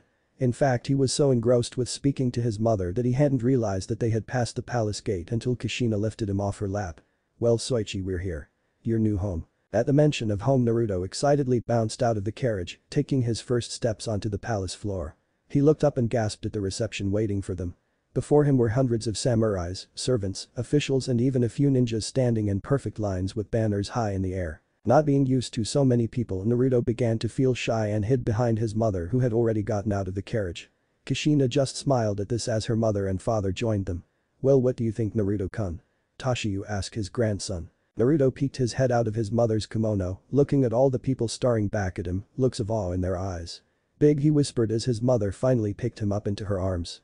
Soon the group began walking towards the palace as the gathered people made way for the return of their lord, lady, princess and the lost son. While they were doing that, their escorts were unloading the supplies brought with them, including the Ichiraku stuff. Time seemed to go by Naruto as his eyes took in every detail of the palace, both outside and inside, marveling at the beauty it showed. He didn't even notice that a servant had walked up towards the group and said to the elder Uzumaki members, "Tashiyu-sama, Amai-sama, yours along with Kushina-sama and Naruto-sama are requested in the clan meeting room. Sadahiko-sama has been waiting for your return and would like to discuss about what transpired at Konoha," the servant said. Kushina was surprised by this as she held tightly to Naruto's hand so he wouldn't wander off. "Jiji is here. I thought we would meet him at the Tenzin." The Tenzin, Heaven Mountain, was a large, at least over 500 feet, single tower in the more isolated parts of the country. It was created when the Uzumaki clan settled on the island and isolated in order for privacy. The Tenzin's sole purpose was to act as a library, lab, archive, and to some a retirement home. Sadahiko had retired there for the rest of his days in order to continue his hobby of knowledge since he could no longer travel around the world. He rarely comes out of the tower these days unless it is important. He only had a few other people with him since he did like to have company inside the large tower, though not a lot. "I should have expected father to come here rather than wait for us at the Tenzin," Tashiyu exclaimed as he and the others began heading towards the meeting room. "He always wants to know of new things concerning the clan and never has the patience to wait," he added, earning some agreements from the others. A few minutes later the group had arrived to the clan meeting room, which was a lone room with a wide table with several chairs surrounding it. Hanging from the walls were the clan symbols, along with the heads of each of the 9 Biju. And there was a man at the other end of the table. The man was busy drinking a large cup of sake. He appeared around the same age as Hiruzen, but with a mix of gray and red spiky hair with a ponytail going down his back. There was also a short red beard on his chin, which matched his red eyebrows. He wore a simple black kimono underneath a dark blue haori that he wore like a cape. The Haori had the clan symbol on its back too. Leaning against the table was a staff with the clan symbol on the top of it. Also, unlike Hiruzen, he had less wrinkles on his face, but a scar that went across his forehead and connected with another scar that went over his left eye, though he could still use that eye. When the man was done drinking his sake, he looked towards the new arrivals, revealing his dark blue eyes. "Yo," the man finally said. "Tashiyu, what in Kami's name took you so long? I practically slept here waiting for you to come back. Hinoka-chan is probably going to give me an earful when I get back. I even drank all the sake I was saving for you lot too." Tashiyu scratched the back of his head sheepishly, while Lamai pinched her nose, both of them annoyed at the laid-back attitude of the most powerful man in the world. Kushina merely giggled while Naruto stared quizzically at the old man. "Mommy, who is that?" Naruto asked Kushina. Hearing Naruto's voice, Sadahiko looked down until he spotted the blonde-hair boy. With a simple gesture of his finger, Naruto was suddenly lifted into the air, causing the young boy to let out a yelp as he realized his feet were no longer on the ground. "Calm down, child, I just want to meet you," Sadahiko said as the other adults watched in amusement as Naruto slowly floated towards the elder Uzumaki, while the others watched with amusement. A few seconds later, Naruto was softly placed on the table right before Sadahiko. "Uzumaki," said boy, still stunned about what happened, that he didn't notice Sadahiko studying him until the older Uzumaki began moving his finger towards him. "So you're my great-grandson, Naruto, huh?" Sadahiko said as he poked Naruto lightly on the left cheek. That seemed to annoy Naruto, and in response he bopped Sadahiko on the nose. "Naruto-kun," Kushina scolded. "Don't hit your Hijiji," she said. However, Sadahiko merely chuckled at Naruto. It wasn't a loud chuckle or manically, it was a simple kind chuckle full of amusement. In fact, Naruto couldn't help but giggle in response, especially when Sadahiko gave Naruto a foxy grin and rustled his hair. "I like you, kid, you definitely got the spirit of the Uzumaki," Sadahiko said as he rustled Naruto's hair a little bit more. Naruto nodded but then pouted. "Hijiji, why does everyone in my family have red hair?" he asked innocently. As Sadahiko and Naruto were discussing about topic of red in hair, Kushina was conversing with her parents. "I'm glad to see Naruto-kun is getting along so well with Jiji," Kushina whispered to her parents. Tashiyu nodded as he took a brief glance at the two spiky hair people. "Indeed. I remember that Aunt Mito told me what father was like when he was a child.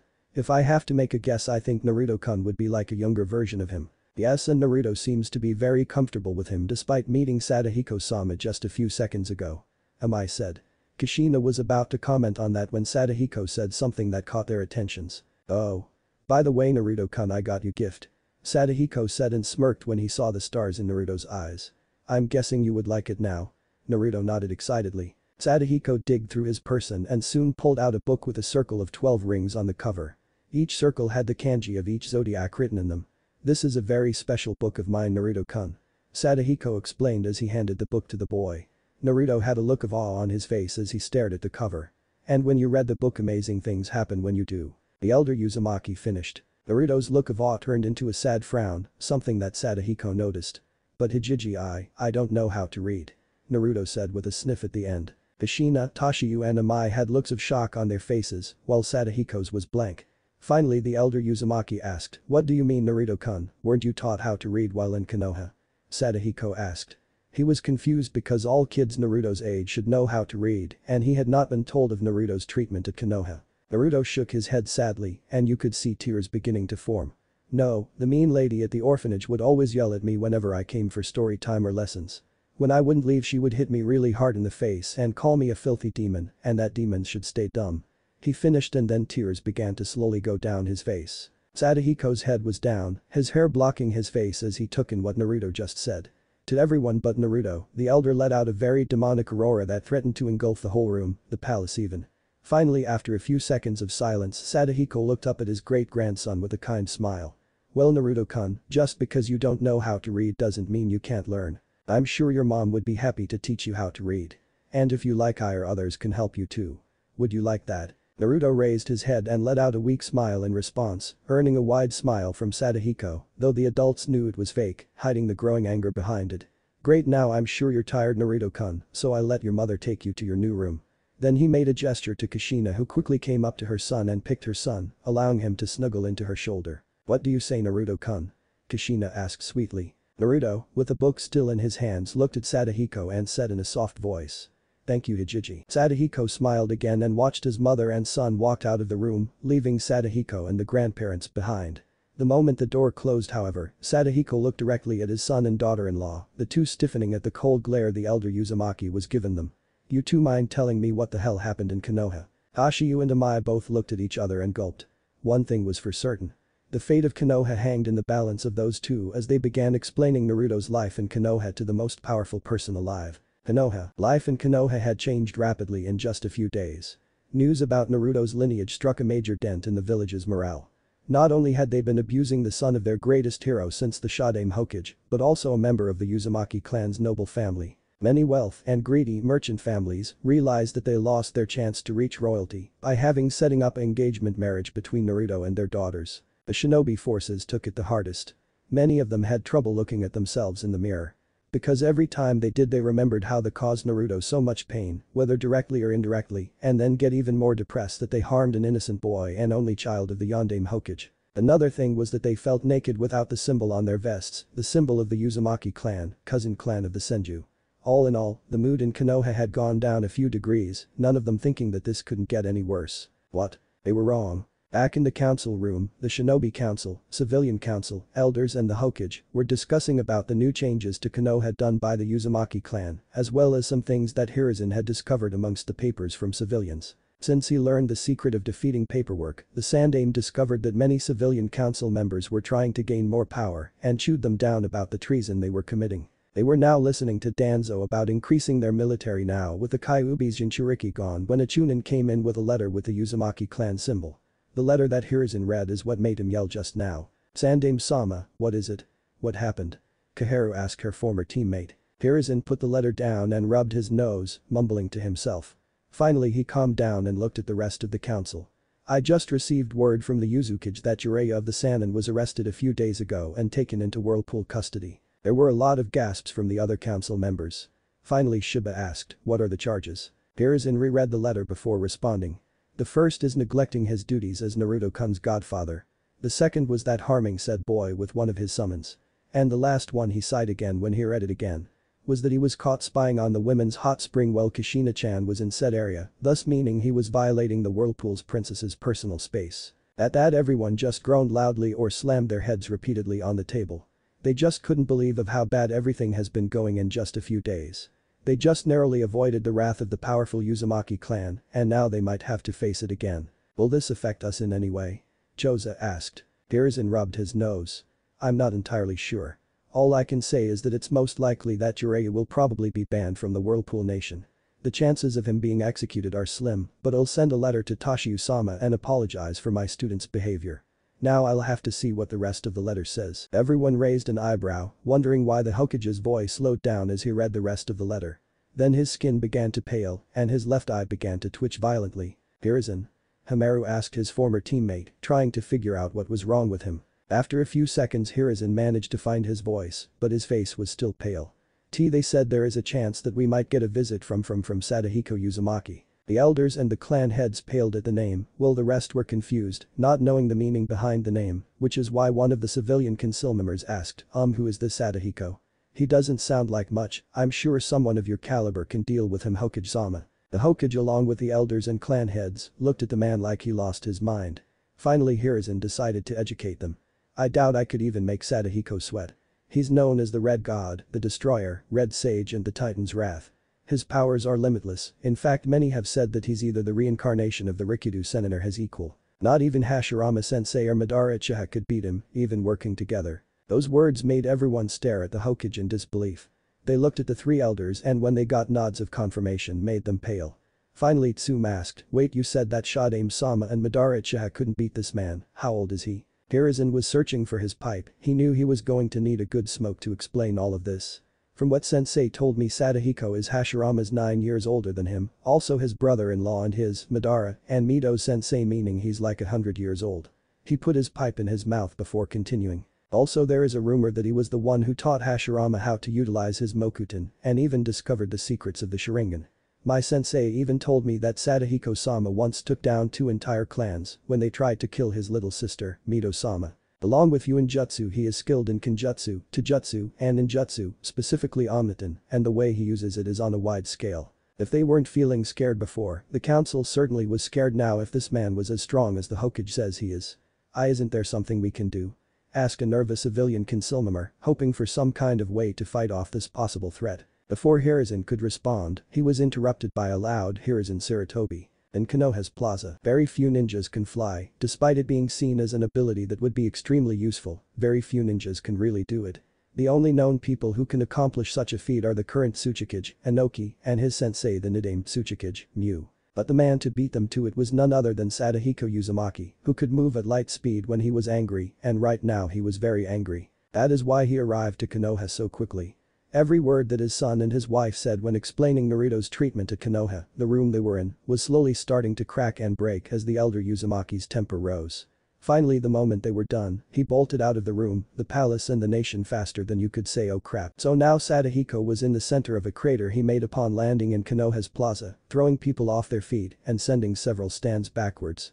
Shinobi had already begun to gather around him even before he yelled out the Sandaime Hokage's name, but none of them dared to try and approach the Uzumaki, who was literally radiating golden chakra from his body, even making it visible. The few shinobi, either brave or stupid, however charged towards him, weapons raised. But the old Uzumaki merely swung his arms, releasing a whirlwind of golden chakra, sending those fools and others flying backwards. As he continued heading towards the mansion, a Nara clan member used his shadow possession technique to try and stop Sadahiko's movements. Keyword try as his shadow soon broke from Sadahiko's, shocking the Nara greatly. "You're 100 years too early to hold me down, brat." Sadahiko yelled as he slammed his fists against the wind, like he hit something. And when he did, cracks formed in the air and then sent a shockwave earthquake that caused the Nara member, more people and the buildings in its way flying backwards. He's a monster.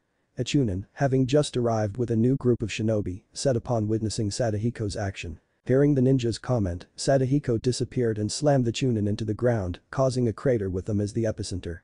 The impact also sent the shinobi around them to lose their balance and fall on their butts. The Chunin who made the comment and current felt multiple bones snapping from the pressure of Sadahiko's foot on his chest, saw that the old Uzumaki's eyes were now glowing gold that was similar to the golden chakra around him. "You bastards laid a hand on this monster's family, making them weep for 3 years." Sadahiko replied in a deep dark demonic voice. "Don't even think for a second that laws or gods will be able to protect you." The Chunin as well as various other shinobi literally shit themselves upon hearing that declaration, as well as his killing intent leaking out. Sadahiko then picked up a Chunin and threw him violently into some other shinobi. The old Uzumaki was about to continue his trek when he found himself facing Hiruzen Sarutobi, the clan heads and a large detachment of Anbu. Behind them were more shinobi as well as a few civilians, including the civilian council. Despite this large number of strong shinobi, the group clearly showed signs of intimidation from the power Sadahiko was still leaking out. Hiruzen decided to speak and hoped he could calm this godlike man down. "Greetings Sadahiko-sama, it's Ann." "Cut the crap monkey Gaki," Sadahiko interrupted the Hokage. "You know why I'm here and you know that you brats don't stand a rat's ass against me." He finished the sentence. He released some killing intent, making a lot of people very nervous. "Now I'll be merciful and give you 5 minutes to give me a reason for not pounding this damn village to the ground." Hiruzen swallowed deeply before he spoke, saying each word carefully. "I already know why you're here, because of how your great-grandson was treated." He cringed as Sadahiko released some more chakra. The output caused glass about 3 miles to shatter due to the pressure, along with nearby buildings to crack a little. "But I swear blaming the entire village for only what a few did is not something you would do, nor would Kushina-chan or Naruto-kun appreciate you taking away lives for something that happened in the past." Hiruzen said hastily, doing his best to prevent less damage to be done to the village. He knew for a fact that being the third person called the god of shinobi, not even he nor perhaps all of the ninjas of Konoha could stand a chance against an angry Sadahiko Uzumaki. Sadahiko just stared at Hiruzen before responding. "You're full of BS, monkey boy." He roared, sending some of the clan heads and the other shinobi back flying. "Despite saying that you did your best for Naruto-kun, you allowed your damn age to take over your duties as leader and honoring your successor's final wish. Do you have any idea how much Kushina-chan wept for the past 3 years? Or how much Naruto-kun suffered because of your incompetence?" Sadahiko asked but kept going, not waiting for an answer. "Furthermore, you are an idiot for literally announcing to the whole village of Naruto-kun's status. Don't you know Jinchuriki's identity is supposed to be kept a secret? I mean, how do you suppose Mito Nichin or Kushina-chan managed to live here without facing constant scorn from these idiots?" Then he glared at the 3 elders and some of the civilians. "And you people are even bigger idiots. No, you're even worse than idiots. Hell, calling you guys bugs wouldn't be enough to title you guys as. It would be an insult to bugs everywhere. You 3," he said looking at Kaharu, Hamaru and Danzo. "Keep thinking military-like and stuff that you don't think about a person's feelings. How the hell are you guys Tobirama students if you can't even understand something like that? He roared, unleashing a blast of chakra that sent buildings and people, noticeable the civilian council members, flying into the air and landing somewhere else in the village. Then he glared specifically at Danzo. And don't think I haven't figured out what you wanted to do with my great-grandson mummy boy. This comment called Danzo to narrow his eye at Sadahiko. And as for you lot, he said, turning to the civilian council members and the people they represent as well as shinobi. What the hell is wrong with you? He roared, causing some of the weak will to faint from the killer intent, which included some Jonins and Anbu, since this was Sadahiko we were talking about. You ninjas should have at least an idea of how sealing works. Furthermore, you idiots can't see over your own grief that you're abusing an innocent child for something that he had no control over, as well as the fact that he lost his father and nearly his mother on the night he was born, and to top it all off, some of you people have kids, and yet you scorn, yell and sometimes beat a child about the same age. After that ranting, a lot of people had the decency to lower their heads in shame. As much as they wanted to deny it, they knew that Sadahiko was saying the absolute truth. Sadahiko turned his attention back to Hiruzen, who looked like he aged a few years. I want to destroy this village, or at least leave you lot so hurt it will take 10 generations for you to recover. Sadahiko said calmly but still in a serious tone. But for now and for the sake of Mito-chan, I'll let the guilt and shame you people are feeling be punishment enough for what you have done, but. He paused as the golden chakra began to appear once again. If any of you ever hurt my family, my friends or anyone I hold dear, he slammed his fist down into the ground. The result was a large crack coming from the spot towards an abandoned building, which caused said building to explode. I will bring my wrath upon you all. Taking their gaping faces and silence as a confirmation, Sadahiko prepared to take his leave. Now if you excuse me, I need to be heading home. I have a celebration to attend as well as a trial for that perverted student of your Hiruzen. And with that, the most powerful man since the Rikido Sennin took off into the air, leaving Konoha behind with buildings ruined and people in pain, both physically and emotionally. Uzumaki clan meeting room. The Uzumaki council was made up of 9 members, including Hizen, the current clan head, while Toshiyu, Amai, Sadahiko, Kushina and Keen, who was Toshiyu and Amai's third child and the younger brother of Hizen and Kushina, were considered honorary members. Unlike other clan councils, which would consist of the clan's elders, the Uzumaki council consisted of clan members that were recognized for their skills, influence and personality. Most of them were in their 40s or 50s, but the others were younger, like in their 20s or 30s. The youngest member currently was 17, the youngest member ever, second only to Sadahiko, who joined the council at the age of 15 and became the clan head too. The reason why Toshiyu was not clan head is due to his status as the country's ruler, as well as according to a law set by Sadahiko during the village's founding, Toshiyu couldn't be clan head and daimyo, as many felt it would give the Uzumaki clan too much power. However, right now Toshiyu took over as head of the council due to Hizen needed back in Uzushio, and that it concerned his grandson, who was to take the title of daimyo after Toshiyu's daughter Kushina. Along with Toshiyu, one of the members was Tetsu Uzumaki, who was the tallest member of the council. He had 2 scars forming an X across his face, which made his hardened face even more intimidating.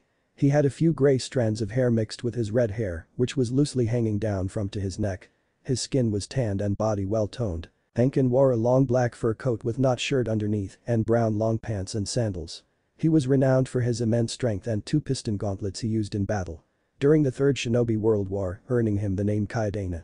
He was trained by Sadahiko and, like his sensei, was firmly loyal to his family and friends. Besides him was Renga Uzumaki, one of the 2 women members and the oldest woman and second oldest member on the council, and was around Kushina's age. Despite being in her mid-40s, she was still very attractive, with her smooth white pale skin, long silk red hair tied in a long ponytail. Madoka wore a simple but elegant purple-red kimono with water droplets on it and revealed her ample bosom. She was well known as a doctor and scientist. Along with it, her skills in combining barrier ninjutsu with medical ninjutsu put her on par with Tsunade. She was well respected due to her calm nature and being the voice of reason, along with a bit of humor too. Next up was Heihin Uzumaki, the clan's most skilled archer. He had spiky red hair that reached his neck and unusual yellow eyes that seemed to clash with his tan skin. He wore a red flak jacket over a black sweatshirt and black fingerless gloves over his hands. For lower attire, Heihin wore dark blue shinobi pants and black sandals with bandages wrapped around the ankles and above. Resting on the desk were visors. Heihin rarely talked unless he had to and could remain calm even in the most dangerous of situations. After Heihin was Yakuna Uzumaki, head of the daimyo's royal guard, the Sekioku and Toshiyu's younger brother and Sadahiko's second son. Jakuna was also known as the Shinku no Bore for the menacing aura around him as well as appearance. He wore the Sekioku uniform, which was a red jacket with black trims and black sleeve collars. The pants were the opposite of that, the majority being black with the bottom with a red collar. Over that he wore a black cape with a hood. The cape was around his body and held by a small zipper. Finally his hair was red and messy and went down to the middle of his back. His skin was pale, and blue eyes were dark too. Ikuna was a tactician during the last two wars, someone whose intellect was considered on par with the Nara clan. In fact it was Ikuna who coordinated the defense of the nation against the combined force of Kumo and Iwa during the Second Shinobi World War. Futoji Uzumaki was after him. Futoji was an odd-looking person, as his entire body was covered in bandages to hide terrible scars he endured in the past. His red hair stuck out and was short, barely went past his neck. He wore a black and white kimono over his bandaged body and wore wooden sandals similar to Jiraiya's. Unlike the other members of the council, Futoji did not sit in a chair. Instead he sat cross-legged on a floating palanquin. Futoji was an expert in the use of all five elements, having created his own unique fighting style of utilizing them. He was also the oldest member of the council when Sadahiko was not present. Isshin Uzumaki is the clan's most skilled swordsman, second only to Sadahiko. Though he wielded a bakken that was made entirely out of chakra metal. He was the one to train both Kushina and Hizen in the way of Kenjutsu. He wore a grey sleeveless haori over a black jacket, black shirt and black pants. His red hair was tied into an upward ponytail and had 3 scars over his lip, the last 2 going over his eyes, which were closed. Leaning against his side was his bakken, Tasho, sword sheath. The second female member was Momo Uzumaki, a master of assassination and poisoning. She was 23 and was an admirer of Kushina Uzumaki, seeing her as an example of what all kunoichi should be. Momo had a tomboyish appearance but was nonetheless stunning.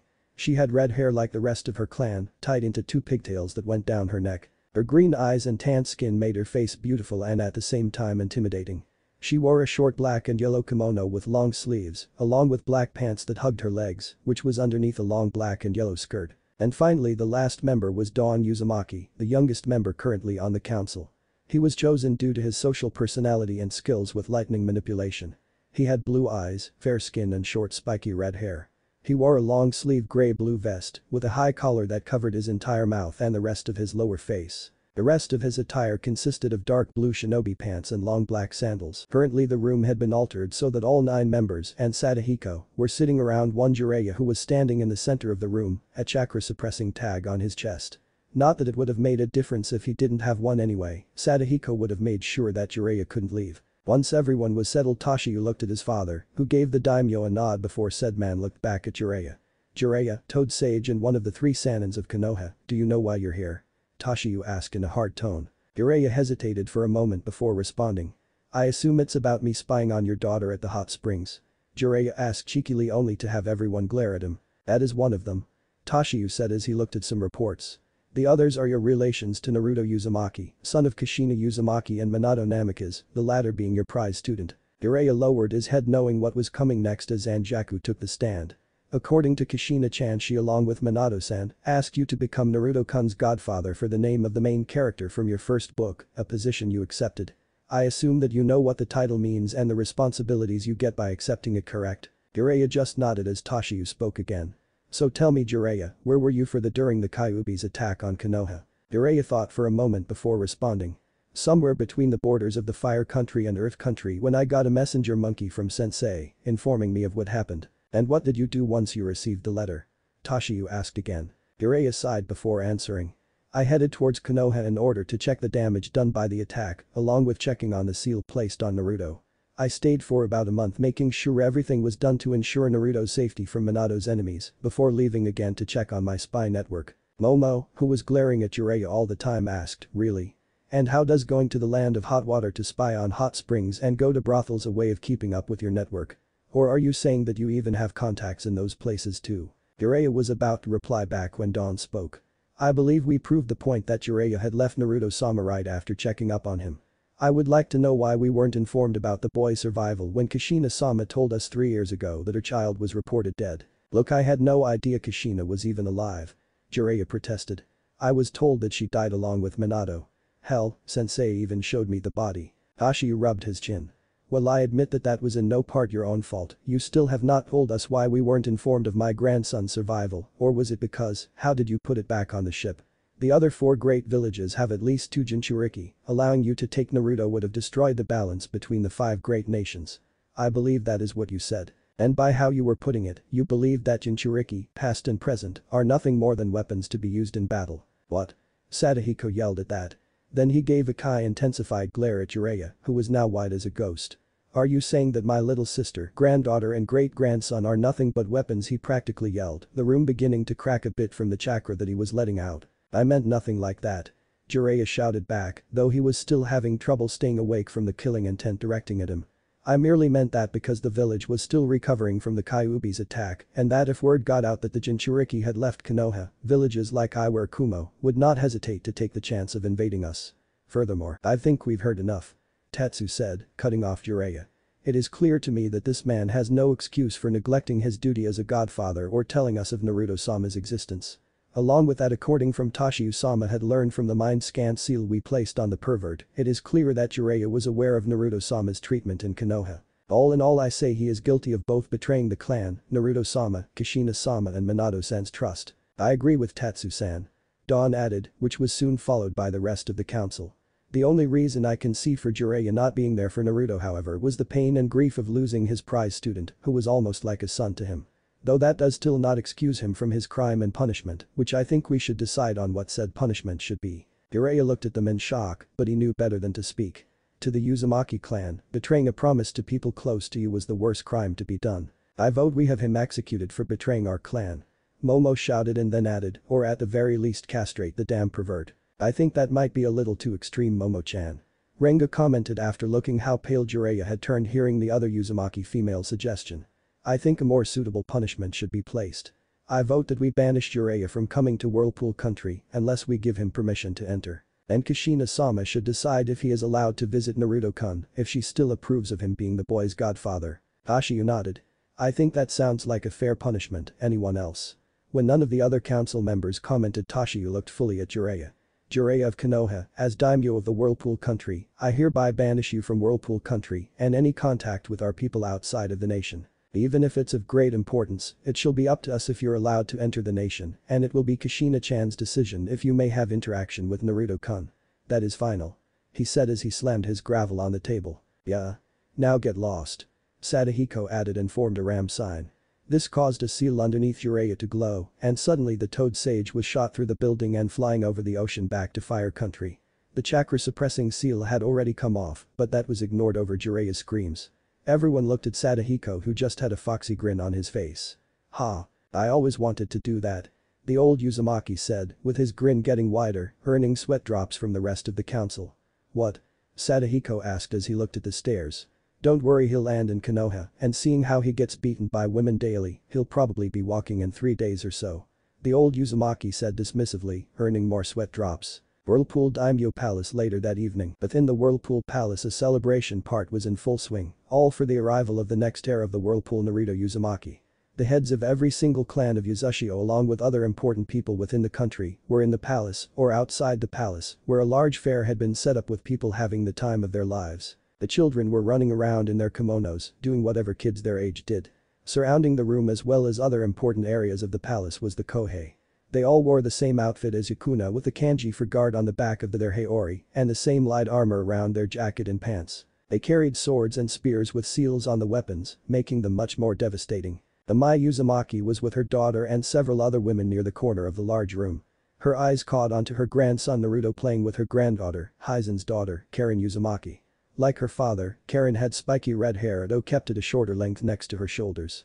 Her skin was a bit whiter than Naruto, and she had red eyes and glasses too. She wore a red kimono with purple stripes, while Naruto wore a blue kimono with the Uzumaki clan symbol spread all over it. From what Amai could tell, the two and several other kids were telling Naruto about what Uzushio is like. I'm glad that Karin-chan and the other kids are getting along so well with Naruto-chan. Amai said to Kushina and Karin's mother, Nori Uzumaki.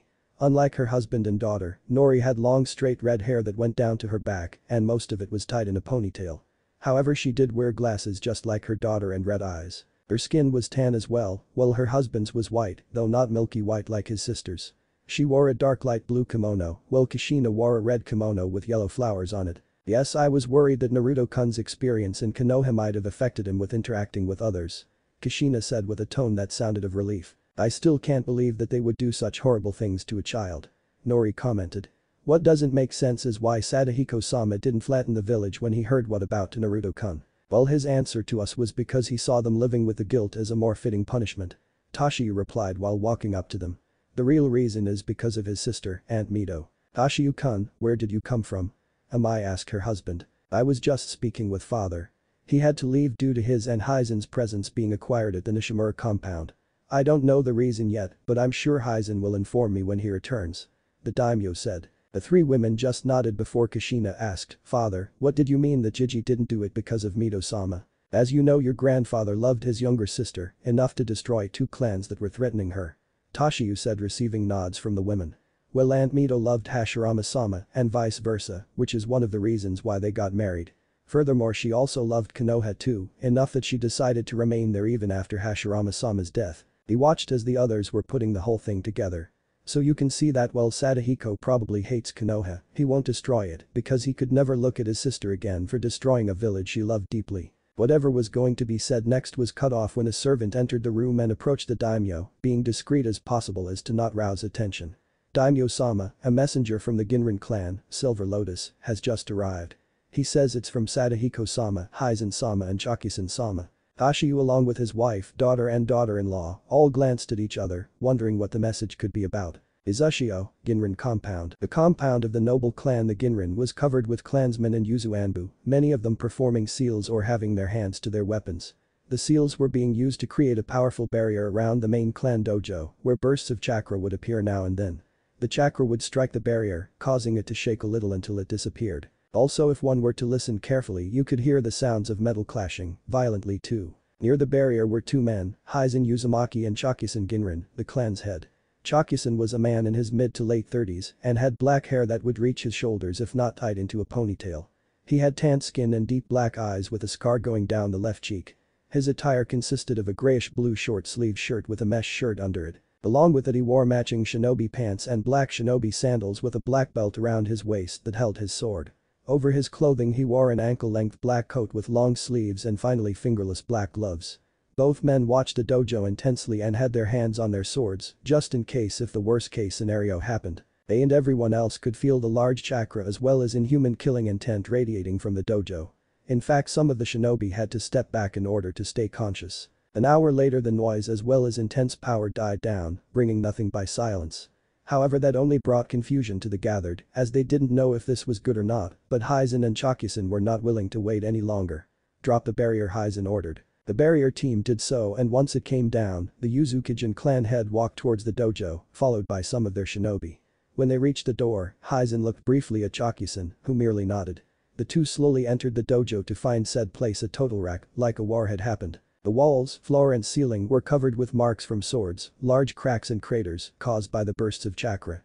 And a few places had burnt marks. But in the center of the dojo were two people, one standing and the other lying on the ground. The one on the ground was a young boy, no more than 5 years old.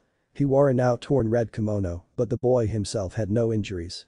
The boy's skin was tan, and he had black hair that went down to his neck. Besides him was a now broken katana, split in two. The man towering over him was none other than Sadahiko Uzumaki. He wore his casual attire, except the right sleeve was gone, and he had a few scratches on his body, but nothing serious. In his right hand was a sword, which he held with a firm grip. His hair looked a little out of place, but otherwise he was completely calm, not the least bit tired. His eyes were dark as he looked at the unconscious boy before him. Giji Hizen said as he walked up to his grandfather. Sadahiko just looked at him and then Chakisen, who was staring at the boy. Do not fret, Chakisen-san, your son is now okay. I managed to calm him down and place a seal to stop the wild chakra in him. Sadahiko explained. Chakisen Ginrin nodded gratefully before rushing to his son's side, picking the boy up carefully. As the other Ginrin clan members approached their clan leader, Hizen walked up to Sadahiko, who had a concerned look on his face. Jiji, that unstable chakra, the killing intent was that? Yes, Sadahiko said, answering Hizen's question. The older man had a serious look on his face, while at the same time remembering a time long ago and a fierce battle with a woman wielding a sword.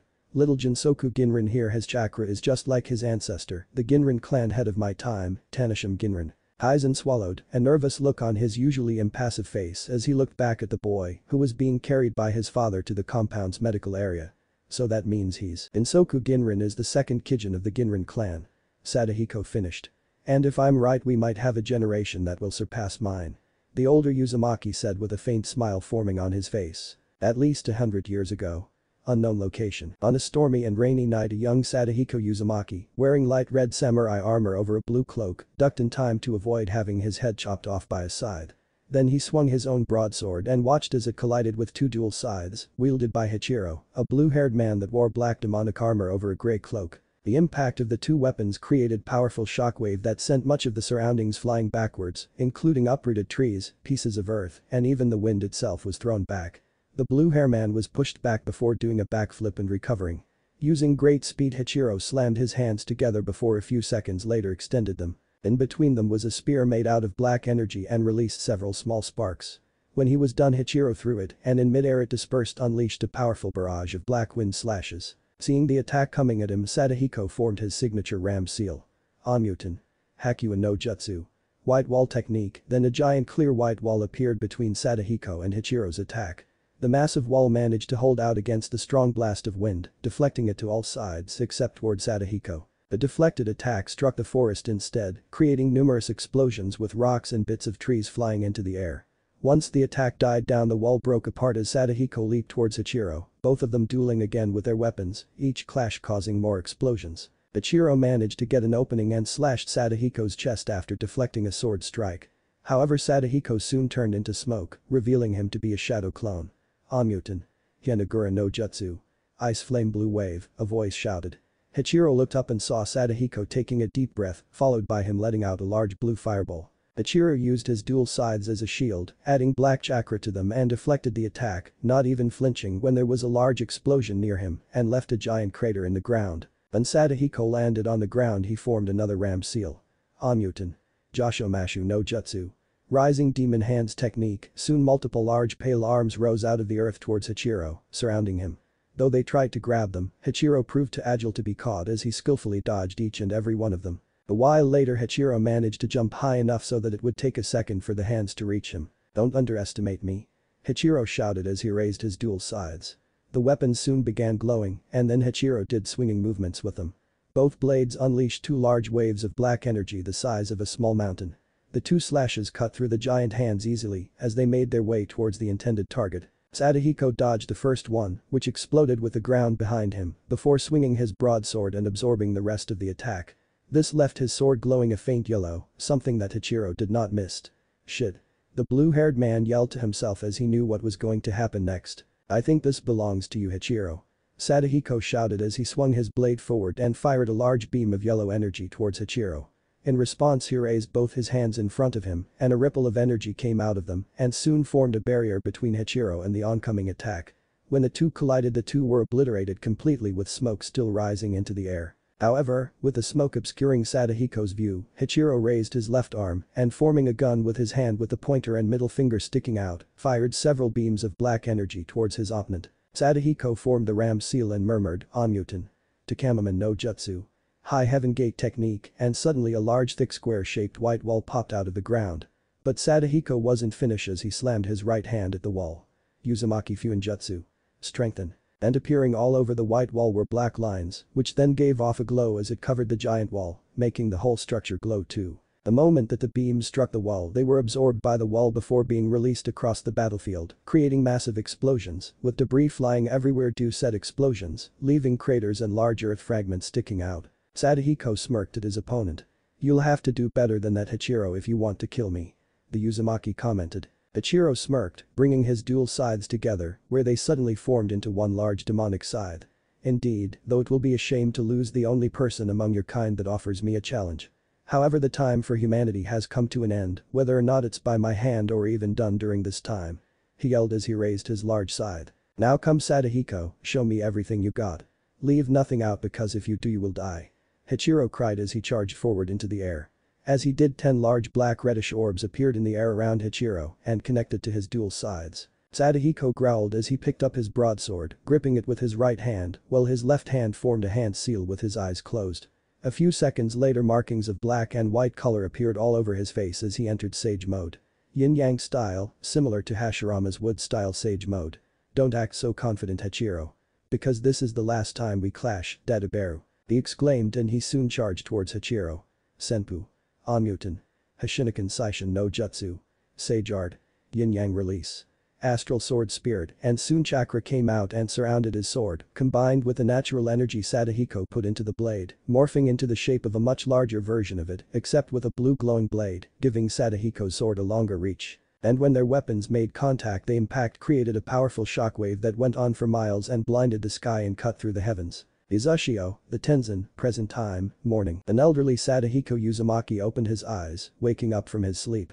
He found himself in his private studies, a large room that was at the top of the Tenzin. One side was a wall with a door on it, the entrance to his office, and the other side was a wide balcony that served as a viewpoint for him, so he could see the ocean and a part of the nation, an. Try to imagine it like Yamamoto's office from Bleach, except with more stuff in it. Scanning his room, taking in the numerous pictures, maps, scrolls and books stacked in shelves, tables and even the floor, Sadahiko looked down at his desk and saw that he was reading a notebook about the Rikido Sennin that he wrote. Guess I must have drifted off to sleep. Sadahiko thought as he closed the book and slowly got up. But why did I dream about that battle? The old Uzumaki asked himself as he placed the book back into the shelf. That fight was decades ago, but why was I dreaming about it?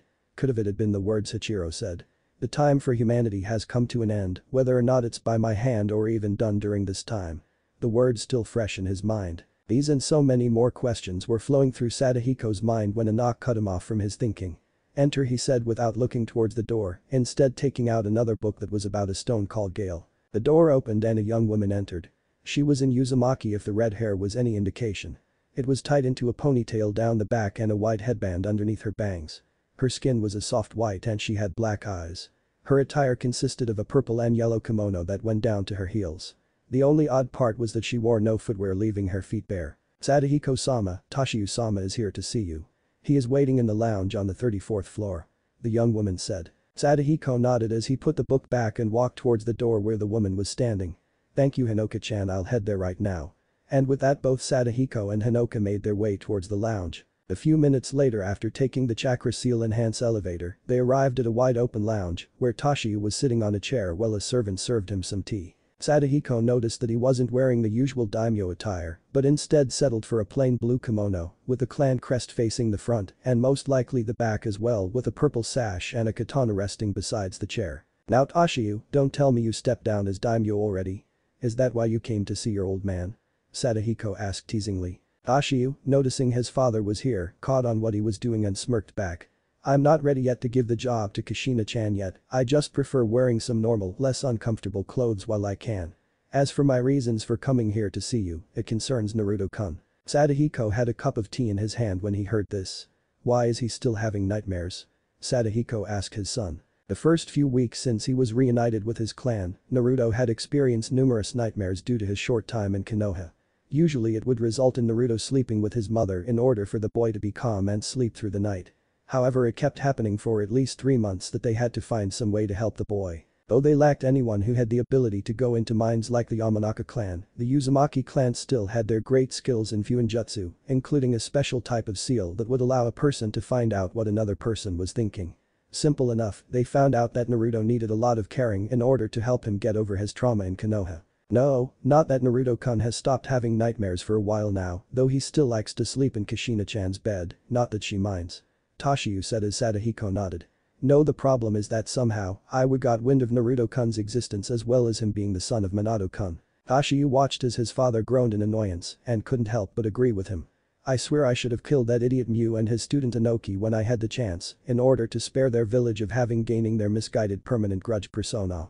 I mean, I know that we Uzumaki have the same thing, but at least we don't take it out on kids or run our lives. Sadahiko said while adding in a few curses. Then he looked at his eldest son. I assume Yujin was the one who discovered this piece of information. Tashiyu nodded. Yes, and he believes that Iwa might send this over to Kumo, since the current Raikage has no love for the former Yondaime Hokage either. Sadahiko scoffed, like I give a damn what Kumo thinks. After what we did to them in response to their attempt of kidnapping Kushina-chan, they won't try anything rash and will mostly do a wait-and-see approach. Tashiyu nodded in agreement. True, but with the dignitaries coming from Konoha, the council and my court along with the clan and Uzushio's council are wary that they might try to use the chance to infiltrate the country. That caught Sadahiko by surprise. Konoha is sending representatives here. What for? Do I have to beat the crap out of them again? Tashiyu scratched his head, like the whole thing annoyed him. Well, originally Kushina-chan wanted to invite some of her friends from Konoha to Naruto's 4th birthday next week since she hasn't seen them for so long. But that soon came to the attention of the Konoha Council and the Fire Daimyo. So now, along with several of her friends and their children, representatives of both Konoha and the Fire Country will be coming to discuss certain matters concerning the re-established alliance between us and Konoha. Tashiyu explained before getting back up. That was all, father. I had best return to the palace so I can prepare when they come on Naruto's birthday. And with that, Tashiyu bowed to his father and was escorted out of the tower by a servant. Well, this ought to be interesting. Sadahiko commented as he went back to his studies. Before he left, he turned to a servant that was standing to the side. Make sure to tell Hinoka-chan that the tower's security should be up and running by next week. I don't feel like dealing with trespassers when I have to head towards the palace. Sadahiko said, which the response he got was a bow from the servant. He was about to head back to his studies when he froze in mid-step, his eyes widening. Nani? Naruto's birthday is coming up, shit, I got to find him a present. Back in Konoha, Hokage's mansion. Currently the Sandaime Hokage, or rather several clones of him, were currently working on paperwork while the original one was reading his student's latest work, a perverted smile on his face. His days of dealing with the bane of all cages, paperwork, was now over. Of course, the happy moment was ruined when Danzo Shimura entered the room unannounced. Though Hiruzen had sensed his old rival a few minutes before he came in, so by then his clones had dispersed and he put his book away. Can I help you with something, Danzo? I would like to discuss with you about letting me be part of the delegates that are to go to Whirlpool Country next week. The Warhawk said in his usual monotone voice. Hiruzen sighed, he knew this was going to happen sooner or later. Looking up at his former rival, the Sandaime Hokage said, Danzo, you of all people should know why you weren't included. It's bad enough that we decided it out of nowhere when we found out that several of Kushina's friends would be heading toward Whirlpool Nation. She and Tashiyu weren't exactly pleased about that, and I don't want to even know what Sadahiko thinks of all this. Sending you would be like shouting a declaration for war, because I know that the only reason that you would want to go to that country is because Naruto-kun is there. Danzo narrowed his eye a bit, and you could have sworn something that sounded near to a growl came from his vocal cords, though it was hard to tell because of his emotionless facade. He contains the Kyuubi within him. He is the property of Konoha, as has all Kyuubi Jinchuriki since the village's founding. I dare you to say that in front of Sadahiko Uzumaki and see what happens. Hiruzen murmured, though loud enough for Danzo to hear. And speaking of Jinchuriki, need I remind you that all past Jinchuriki along with the current one have all been Uzumaki. Mito-sama moved to Konoha because she loved Hashirama-sama and left with her older brother's blessings, who at the time was the Uzumaki clan head. Kushina-chan came to Konoha because Uzushio was dealing with several fronts and it would have been impossible for Mito-sama to leave Konoha in her current condition and that she could have been targeted. The reasons why she didn't go back to Uzushio is because her home nation was still under pressure and that she had grown a connection to Konoha and several people within it. And it was a clear sign that the villagers had little love for Naruto-kun, and since his mother was still alive, she had the right to take him with her. And what about the 4 other great villages? They all have Jinchuriki of their own, and with Takigakure being the only minor village with their own. What are the chances that with this change of power that the 4 formers trying to destroy us in our weakened state, or with the latter trying to take our spot as a major village? Because of your cowardice in facing against the Whirlpool Nation, you leave Konoha in a vulnerable state. Danzo argued, hoping to use Hiruzen's care for the village's safety and survival as a means of convincing the Sandaime Hokage that they should take action of retrieving Naruto and bringing him back to the village. As Hokage, it's your duty to. Danzo didn't get a chance to finish that sentence as the room and himself was struck by a wave of chakra and killing intent, the source being Hiruzen himself. And despite his years as a shinobi and being a master of hiding his emotions, Danzo could not help but subconsciously cower at the force directed at him, with his skin turning slightly white. Don't you dare tell me how to do my duty, Danzo. Hiruzen roared as a menacing figure seemed to form from the elder Hokage's shadow behind said man. The figure appeared to be glaring down at Danzo, as if it was passing judgment of some sort.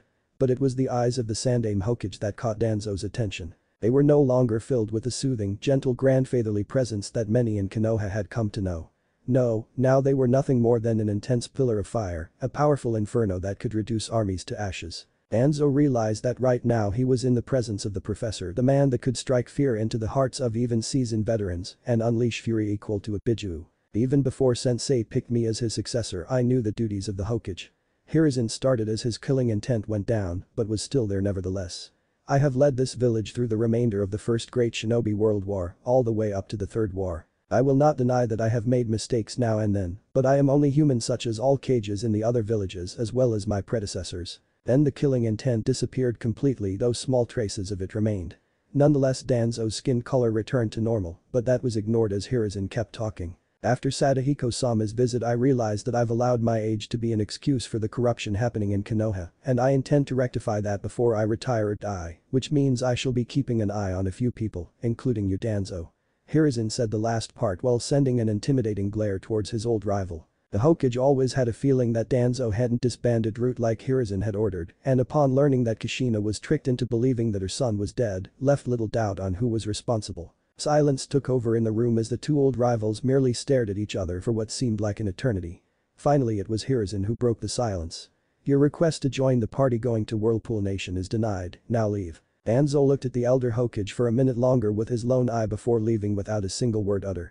The Warhawk knew that trying to push the case was now both useless and suicidal, with Hiruzen reverting back into his old persona. However, I still must find a way of getting ears into this meeting with the Whirlpool without Hiruzen knowing about it. Danzo thought, various plans forming within his head. In the Whirlpool Daimyo's palace, a week later, currently soon to be 4 years old Naruto Uzumaki was slowly awakening from his slumber. Naruto's room was a large room, with his two-person bed in the center of the right side of the room. The blanket that covered his small body was yellow with fishes of different sizes and colors on it. The room itself was painted orange with pictures of various baby animals painted on it in a certain pattern. The rest of the room was covered with multiple shelves filled with children books and various toys for a boy of Naruto's age. Other items included a small sofa, boxes also filled with toys, a chair that Naruto's mother would sit on with him on her lap when Kushina was reading him a story. There was also a closet at the left corner filled with clothing for the young Uzumaki. Finally, 2 windows were placed on the wall on the right side of Naruto's bed, showing the new morning of the Whirlpool country. Naruto's eyes slowly opened, and the first thing he saw was his beloved teddy bear, his first birthday gift, which he had gotten from his short time in Konoha. He had it only for a year, since he had gotten it on his 3rd birthday. It had brown fur with green eyes and light tan furred paws, nose and belly. According to the Sandaime, it had belonged to Naruto's mother, which was later confirmed by said woman. That, along with it being Naruto's first birthday present, made the young boy cherish the toy with great reverie. Also, it was Naruto's most guarded object during the next few months. The reason was because the night right after he got the toy, he nearly lost it. It was in the middle of the night and Naruto was asleep with the bear held tightly around his arms and rubbed against his body. An unknown amount of time later, Naruto felt the lack of fur against his body, causing him to wake up. The result was him being in his small room in the orphanage without his teddy bear and the door slightly open. Fearing the worst, Naruto peeked out of his room and saw the orphanage lady marching away with a stuffed animal in her hand, with said woman occasionally striking it violently against the wall. With the stealth a 3-year-old Naruto at the time could muster, he followed the matron, fearing the worst for his prized possession, such as being thrown in the fireplace. But heavens were smiling down on the young blonde. The matron at the time was both drunk and tired and, after beating the toy several more times, threw it into the kitchen trash can before heading towards bed. Whether or not this was her intended goal or not, Naruto did not know, but was glad that it was this, then having the toy thrown into the fireplace to be burned. So moving swiftly, Naruto rescued his teddy bear from the trash can and dashed back to his room, shutting the door and locking it. Once he did that, Naruto jumped into bed, covered himself and the toy completely with his blanket and cried softly as he held it close to him. Though the toy was slightly damaged after the beating it had been given by the matron, its fur tangled and messy, 3 tears in it, with the cotton sticking out and one of its green eyes limping out of the socket, but Naruto could care less about that and was just happy he didn't lose it. He had been lucky that at least one of the employees at the orphanage, a young woman who was in her late teens early 20s who did not have irrational hatred towards the young Uzumaki, was working the next day. Naruto secretly managed to have her wash the teddy bear and then fix it to the best of her abilities since the young woman wasn't an expert in sewing. But she managed to reattach the eye and close the rips on the toy so they wouldn't reopen unless being swung around violently, and Naruto was eternally grateful to her. For the next few months, Naruto never took the teddy bear with him when outside of his room for fear of losing it for good this time. However, he also had to keep it hidden within his room so it could never be found. Naruto managed to do this when he found a loose wooden board on the floor of his bedroom underneath his bed. It was big enough for him to hide his teddy bear in and deep within the bottom of the bed that only someone of his size could get to. He had been unable to get it when the matron suddenly threw him out on that fateful day. And it would have been left behind if Kushina hadn't paid the matron lady a little visit during her quest to punish all those who had mistreated her son.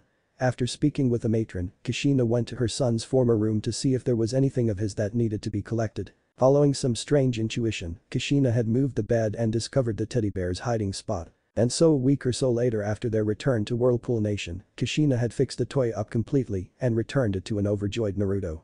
Now he sleeps with it every night without worrying of losing it ever again. A knock at his door woke him up from his thoughts. "Naruto-chan. Are you awake, sweetie?" A familiar feminine voice asked on the other side of the door. Naruto smiled upon hearing the voice. "Mommy." "Oof." Naruto said as he shot up the bed to run towards his mother. However, doing so got him accidentally caught within his blanket, and the sudden restraint caused Naruto to fall out of his bed and landed on the floor with a thud. Kushina immediately came in when she heard the noise and soon found herself looking at a mummified little Naruto. The yellow blanket was now completely wrapped around the boy's body, with only his eyes not covered and his arms sticking out. But this obvious thing did not make a connection with Naruto, as his only thoughts were reaching his mother and thus ran towards her. Kushina found it cute and bent down to get a hold of her son. "Careful, Naruto-chan, you don't want to fall again, especially on the morning of your birthday." Kushina said softly as she helped her son get untangled from the blanket. And though she had been trying to calm Naruto down, something that is almost impossible for a person with Uzumaki blood, so he could get free of the blanket, the mention of his birthday seemed to have made Naruto even more excited as he was squirming in his mother grip. The birthday, his first real birthday, with cake, gifts, friends and so many other things he had seen other children back in Konoha have. Will Hijiji, Uncle Keen and Uncle Hizen's family be there, mommy? Naruto asked as he finally calmed down so his mother could help him get dressed. Keen Uzumaki was the younger brother of Hizen and Kushina, thus making him the third child and second son of Toshiyu and Amai Uzumaki, and finally Naruto's uncle. He was one of Uzushio's best Anbu captains at the age of 15 and was currently the commander of the village's special Anbu unit, the Iryu. Now before you think he got there through his connections, then think again, as Keen worked hard for that position, as is the unofficial law of the Uzumaki clan.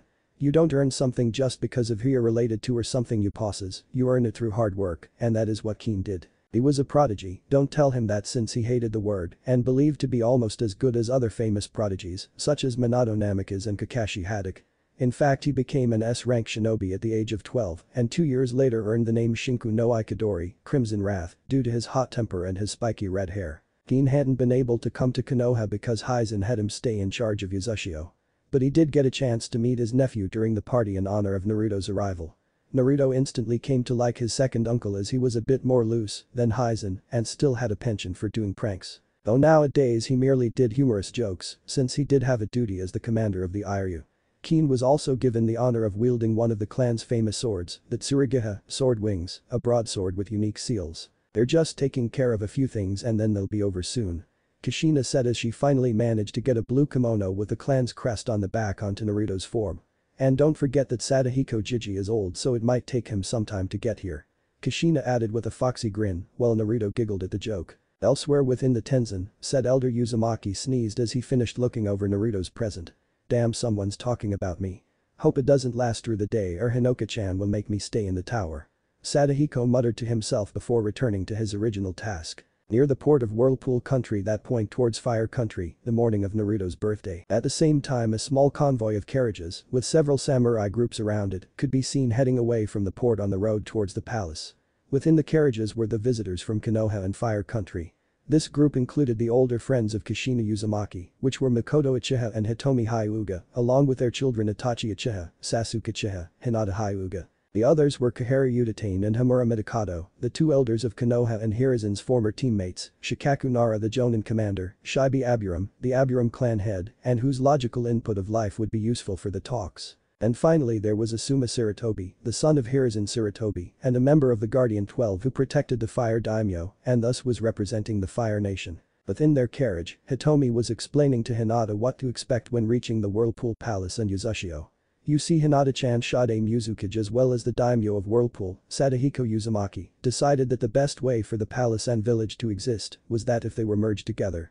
And so with that in mind, Sadahiko created the blueprints for this idea on his own. What he did, you see, was that he created 3 layers of walls, the outer wall that was around the village similar to the wall back at Konoha. The second wall was built between the village and the palace, though mainly it was built at the edge inside the village, where a round form of water separated the rest of the country from the island that the palace resided on, acting as the first line of defense to the palace. And the last third wall was built around the edge of the island itself to defend the palace, which acted as the final line of defense. Imagine it like Sirte from Bleach, though with some slight differences, like instead of a mountain in the center there is an island. But why would Sadahiko-sama do that, mommy? Hinata asked, confused of why such a thing to be done. I think it's so that they can show that the nation's ruler and the village's ruler can work together. Because despite the fact that both are related to one another, they might have differences such as all people do. Hitomi said before adding, also so that way the two powers of this nation can be at the same place and protect one another. Even though you're little Hinata-chan, it will be good to remember this as all nations and their villages have different policies. Hinata merely nodded before looking out the carriage's window and saw that they were nearing one of the gates to Uzushio. When they passed through, Hinata was in awe of what she saw and couldn't help but marvel at the beauty of Uzushio. While similar to Konoha building appearance-wise, there were several differences that could be easily pointed out. One was that unlike Konoha there were fewer trees, though you could see some on each block. Along with that, Uzushio had more small rivers going through the village towards the ocean or the circle of water that separated it from the palace. And of course all the rivers had bridges built over them. Many of the rivers were mostly concentrated within the village's public park, and they usually merged with the larger ones heading towards the center of the village, which her eyes spotted something, and she realized that it was probably the Uzukage's tower. It was similar to the Hokage's tower, except that it had 4 pillars around it on all corners and had what looked like a large umbrella over the roof, probably in case it rained or something, and it almost looked retractable too. Even the Uzukage's tower was surrounded by a small moat with mini whirlpools within said moat. And, as said before, the village's buildings looked just like the ones in Konoha. There were several differences. Besides that, none of the buildings were built next to or attached to trees. The buildings in Uzushio were mostly made out of stone metal, rather than wood stone metal in Konoha.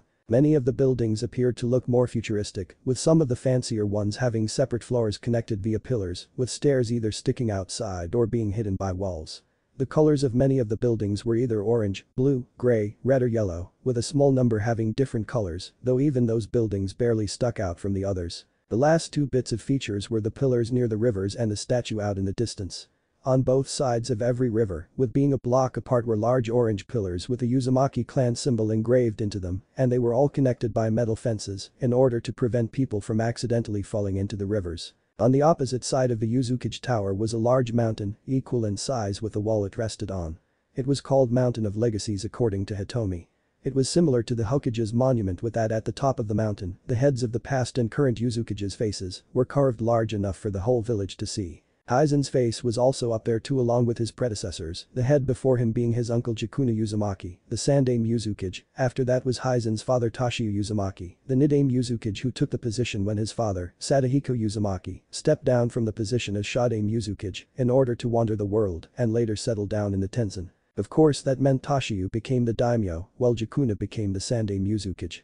Later on he stepped down from office near the end of the Third Shinobi War and made Hizen his successor. According to Hinata's mother, however, unlike the Hokage monument at the bottom of the mountain, is what gave said rock formation's name to Legacies, for at the bottom was a well-built large memorial site with the names of not just famous Uzushio shinobi, but many other shinobi of the village who fought and gave their lives for their village, home and their loved ones. It was constructed per Sadahiko's request after the First Great Shinobi World War in a way to honor and remember the men and women who died for the village and nation, as well as for their loved ones, to have a place to pay their respects. Hinata's musings were cut off when the carriage suddenly came to a halt.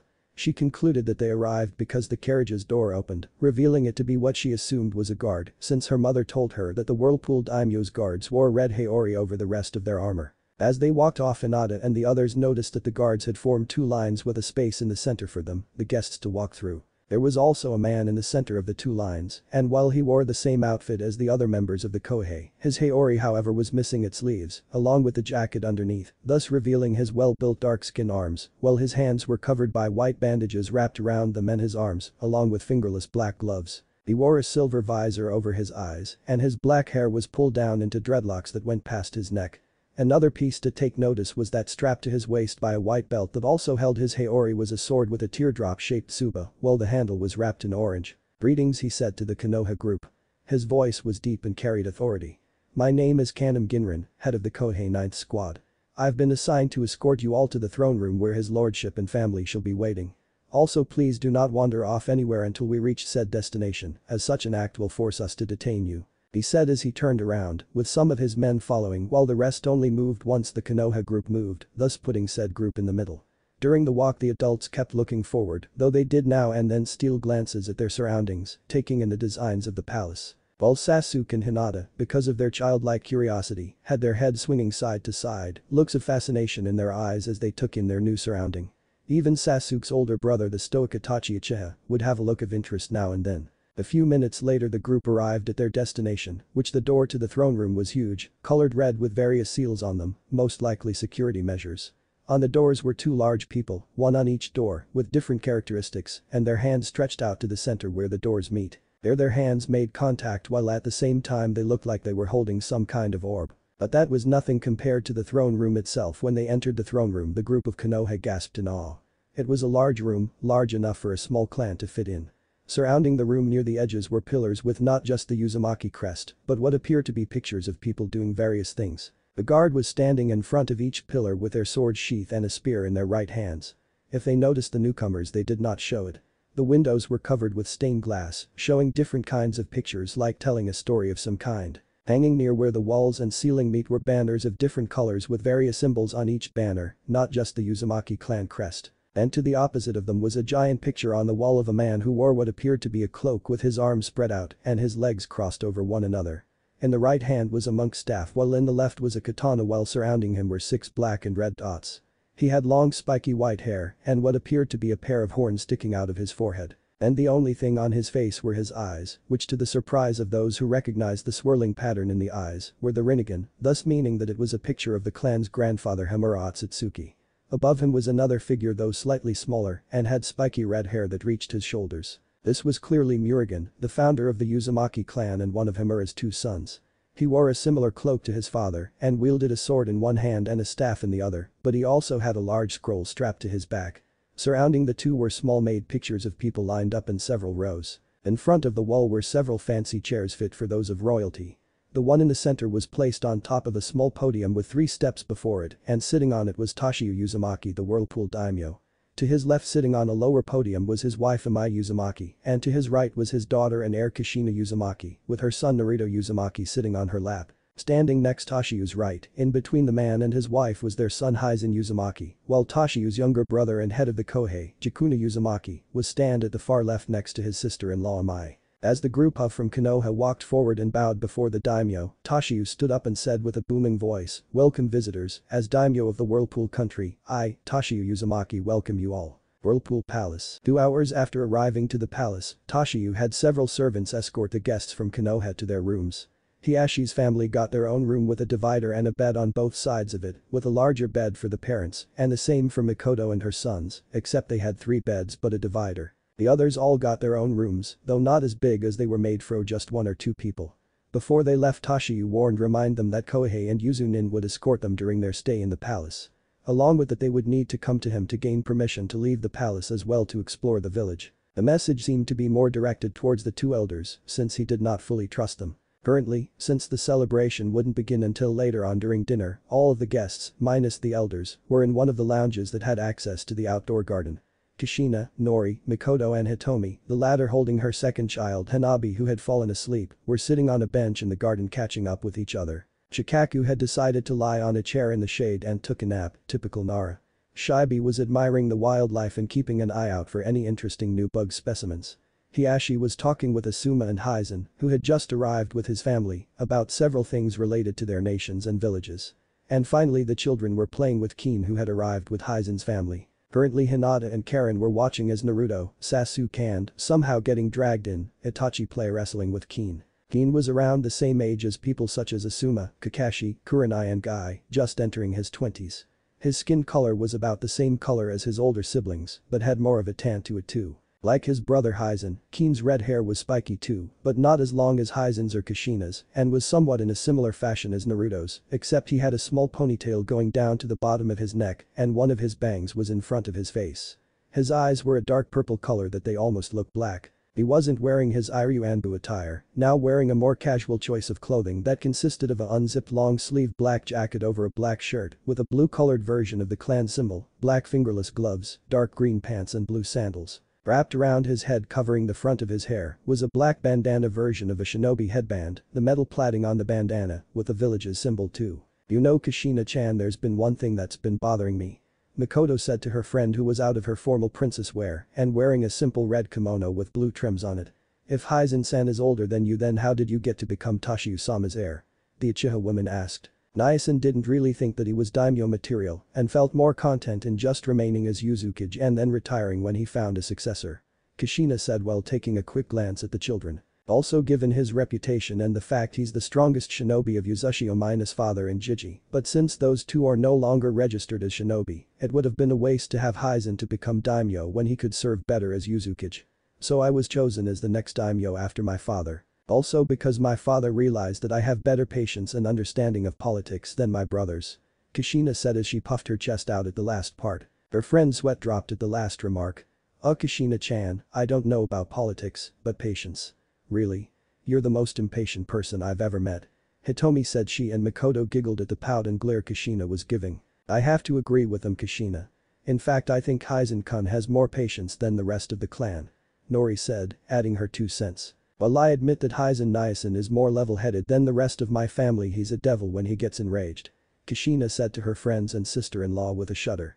I remember as children that it was almost impossible for me or Keen to beat Hizen at anything when he's mad or even when he's calm. And whenever he got mad the only people that could calm him down back then and even now were my parents and Jiji. And speaking with Keen, said young man was walking up towards the mothers with Karen, Hinata and Itachi in tow, while Sasuke and Naruto were still held underneath his arms, their behinds facing the older women. Hey sis, I'm going to head towards the Tenzin to check on Gramps. Mind if I take the runts with me? Kushina looked at the children and seeing an excited look in Karen and Naruto's eyes, who had been put back down on the ground along with Sasuke, and the curious looks in said boy and Hinata's. Even Itachi seemed to want to go there.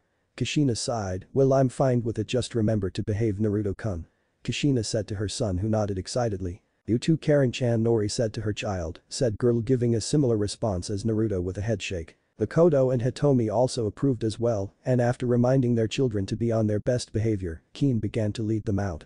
However he stopped when Kushina spoke up. Hey Keen do you know where Tusan and Kasen went off to? I think they had to head towards the meeting room. Keen responded.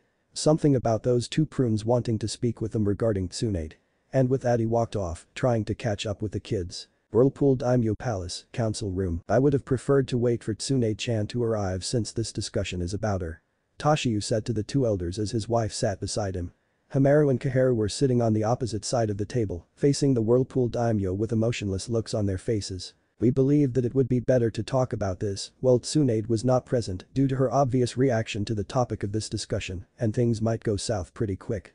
Kaharu said, making a reference to Tsunade's temper and legendary strength. Tashiyu and Amaya both knew what the woman meant, but it was Tashiyu who responded.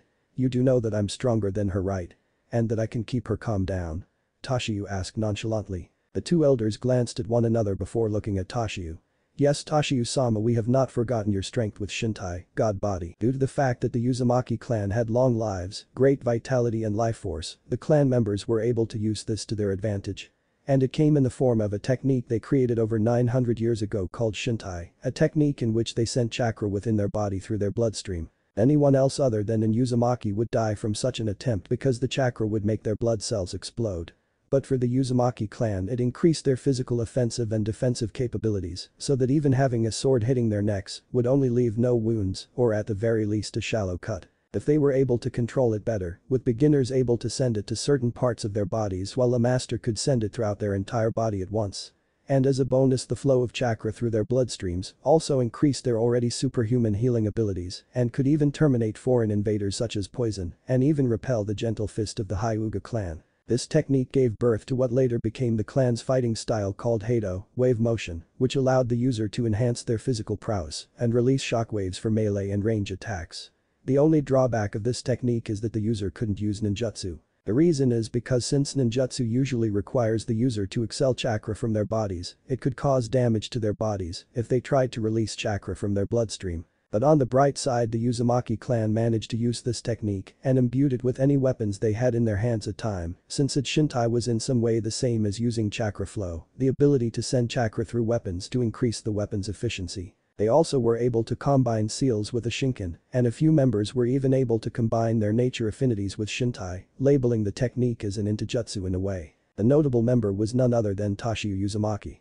While his younger brother, Chikuna, was able to imbue his weapons such as his dual Dao swords or for his cloak techniques while using his unique Shadow Shunshin, which is how he earned the moniker the Shinku no Bore, Tashiyu was able to use his natural affinity of fire chakra with his Hado techniques. combined with the fact that Toshiyu's Shintai was the strongest in the clan's history, earned him the title of Akaki's no Tessin since his extraordinary strong Shintai and Heido, combined with his wind chakra and solidification of the air, left deep marks on his opponents and even the surrounding area. This was proven when Toshiyu killed the Sandaime Reikage, a man whose legendary durable body gave him the title Saikyo no Tate, in retaliation for when Kumo tried to kidnap Toshiyu's daughter Kushina when she was still in Konoha as a newly made genin. Of course Kumagakure then held a grudge towards Uzushio for the Sandaime Reikage's death, along with when Sadahiko, in response to the failed attempt on his granddaughter, killed the lightning daimyo at the time since the daimyo was in on the plan, and the Jinchuriki of the Nibi at that time too. But neither men gave a damn since they, Kumo, brought that on themselves for trying to kidnap a family member.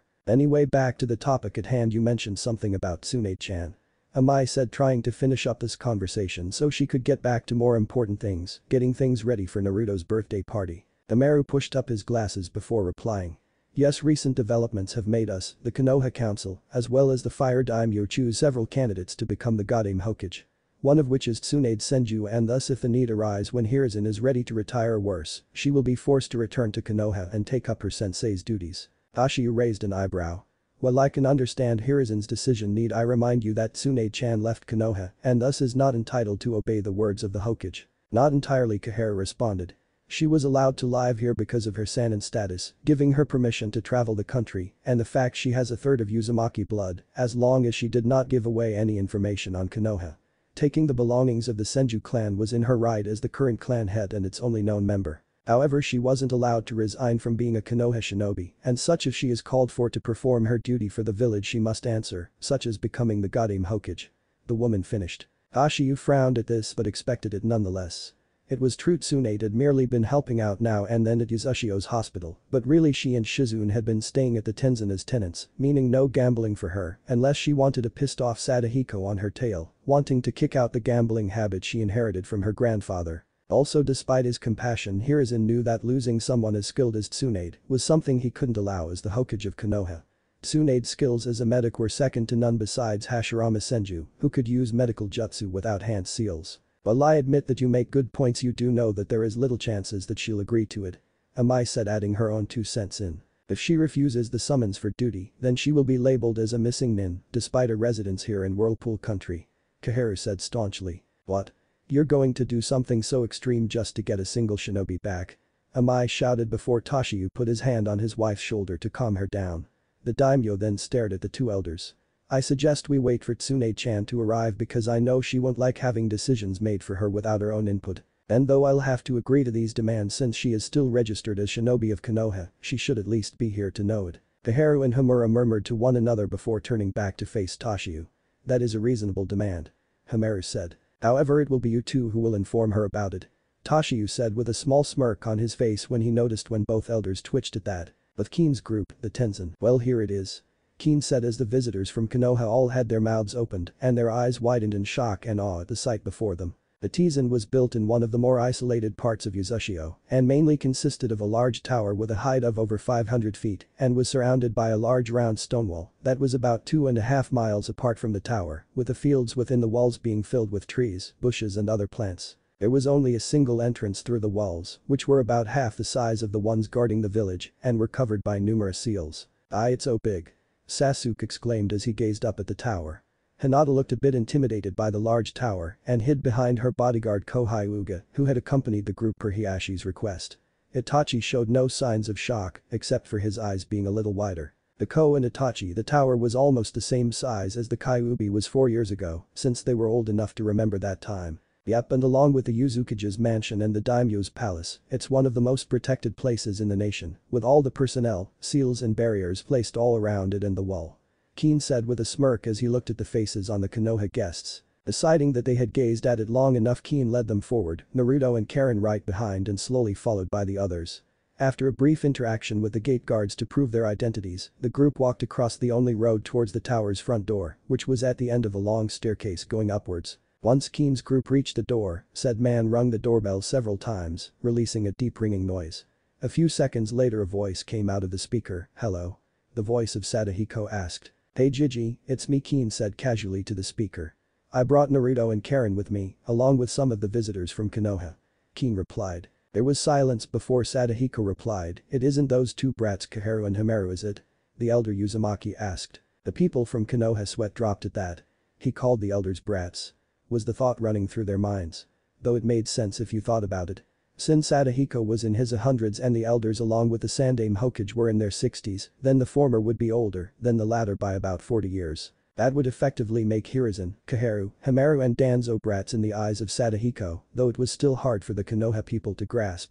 Their thoughts were cut off as the large door slowly opened when Keen told Sadahiko Kaharu and Himeru were not part of the group, allowing them to enter. An hour later, after a few introductions, the group had split up to explore parts of the tower they were allowed to go, while some Yuzu Anbu were watching over them from the shadows. The group had also been told that Tsunade had already left towards the palace and they must have passed by her, much to the disappointment of Naruto and Karen, but Eugen's presence made up for it since the 1,000-year-old being was doing a good job of entertaining the guests with his special ability, molecular manipulation, which allowed him to do things with his body like inflating his head like a balloon, much to the amusement of the children. Currently Naruto, Sasuke and Karen were playing tag under the watchful eye of Hinoka. Hinata decided to walk through the garden around the tower with Ko accompanying her as well as several hidden Anbu watching them. Keen finally had decided to take a nap since there was nothing better to do. And Itachi was discovered by Sadahiko to be in one of the many libraries of the tower, reading books after books from what the elder Sadahiko could see. Interesting, Sadahiko mused to himself as he watched the young Uchiha and didn't disturb him. Sadahiko had rarely seen Uchiha members take an interest in anything that didn't revolve around their clan or didn't give them an advantage in battle, since they always shut themselves off from others because of their sensitive emotions. Sadahiko knew that Uchiha valued love more than the Senju clan, since it was emotions that affected the awakening of the Sharingan and the Mangekyo Sharingan. He had discovered it long ago from his studies, as well as his interaction with Uchiha members, Madara especially. The Uchiha student had loved his brothers and clan dearly, which is what mostly drove Madara to despise the Senju, Hashirama and Konoha. It was the fact that his brothers were dead and that his own clan didn't trust him, which caused Madara to turn to darkness. Still, Sadahiko was curious that Itachi seemed more interested in things outside his clan and did not seem bound to the curse of hatred. There were only a few Uchiha in history that didn't succumb to that curse, and it looked like Itachi was one of them. But Itachi, the young Uchiha, was odd from what he was reading. He had always been more curious about the history of his home village Konoha and not restricted to his clan's ways. But he was also very curious about Konoha's sibling village, Uzushio, especially when he heard of how much they valued knowledge. And the fact that supposedly that Sadahiko Uzumaki, a person who lived during the age before villages even existed, was alive and had collected over his years of travel. And when his mother said he was going to take Sasuke and him to Whirlpool Country, Itachi had been very excited, though he hid it well. It wasn't that he wanted knowledge for power, he wanted knowledge to know and understand to help him in his life and not restrict him to things such as the ways of the Uchiha clan. Right now what he was reading was information based off of the Rikido Sennin and Homura Otsutsuki and how together they both saved the world from a monster called the Juubi, the original Biju, and later on taught the world of chakra and brought birth to Ninshu before it was perverted and gave life to the ninja world. It later spoke of how he and his wife had 2 children, each one inheriting something from the sage. This part really caught Itachi's attention because he knew that the eldest son was the ancestor of the Uchiha clan. The eldest, Indra, had inherited his father's eyes, large chakra and spiritual energy. The middle son and Senju ancestor, Asura, had inherited the sage's body, life force and physical energy. Homura was a similar case as his 2 sons inherited something from him too. The eldest Murugan inherited his father's incredible chakra reserves, mental energy and physical energy, as well as gaining incredible life force and different chakra natures and shape manipulation. The youngest Surya, founder of the Hyuga clan, inherited his father's eyes, along with the ability to have enhanced visual perception, physical energy, spiritual energy, along with being able to have perfect chakra control and immense instincts. Since he was born with his father's blood, Murugan also had high chakra reserves, which passed down through his clan. Combined with their more enhanced natural instincts and mental energy, the Uzumaki clan were able to become more adept in everyday life and in combat, with their high mental creativity, allowing them to give birth to various seals for the Fuinjutsu they became so famous and feared for. "Nisen!" a voice shouted. Itachi was startled from his reading when his little brother Sasuke came running into the library. "Come on, you got to see the rest of this place, Nisen," Sasuke said enthusiastically as he grabbed Itachi's arm and pulled him out of the room, not even waiting for his brother to respond. It happened so fast that Itachi had left his backpack, which he had brought with him to Whirlpool Nation. Neither had noticed Sadahiko's presence at all, though that was because he hiding it so well, nor did they see him approach the table that Itachi was originally sitting at. Sadahiko looked at the books that Itachi was reading and then at the young Uchiha's backpack as a thoughtful expression formed on his face. Afterwards, an hour or two later Sadahiko, Kin, Hinoka, Karen, Naruto, Yujin and the Konoha group heading back to the palace where they were greeted by several loud voices and objects smashing against walls. Tashiyu had informed Tsunade about her situation regarding as a Konoha shinobi and she was not pleased to say the least. The results being her going on a rant about it and it took strength of Tashiyu to stop her and calm her down and that he would discuss with her about it later. After that the rest of the day went on smoothly and the guests and Uzumaki family went down to the village to enjoy the festival set up in honor of Naruto's birthday. Naruto was very excited as he never really got to celebrate his birthday at Konoha, so he took this chance to have much fun as he could. It also turned out that Naruto had become fast friends with Hinata and Sasuke, though with the latter it was more of a friendly rivalry, similar to the relationship between their mothers. The only tense moments were when Koharu and Himeru were watching Naruto, since at the same time Sadahiko would be in the same place, keeping an eye on them.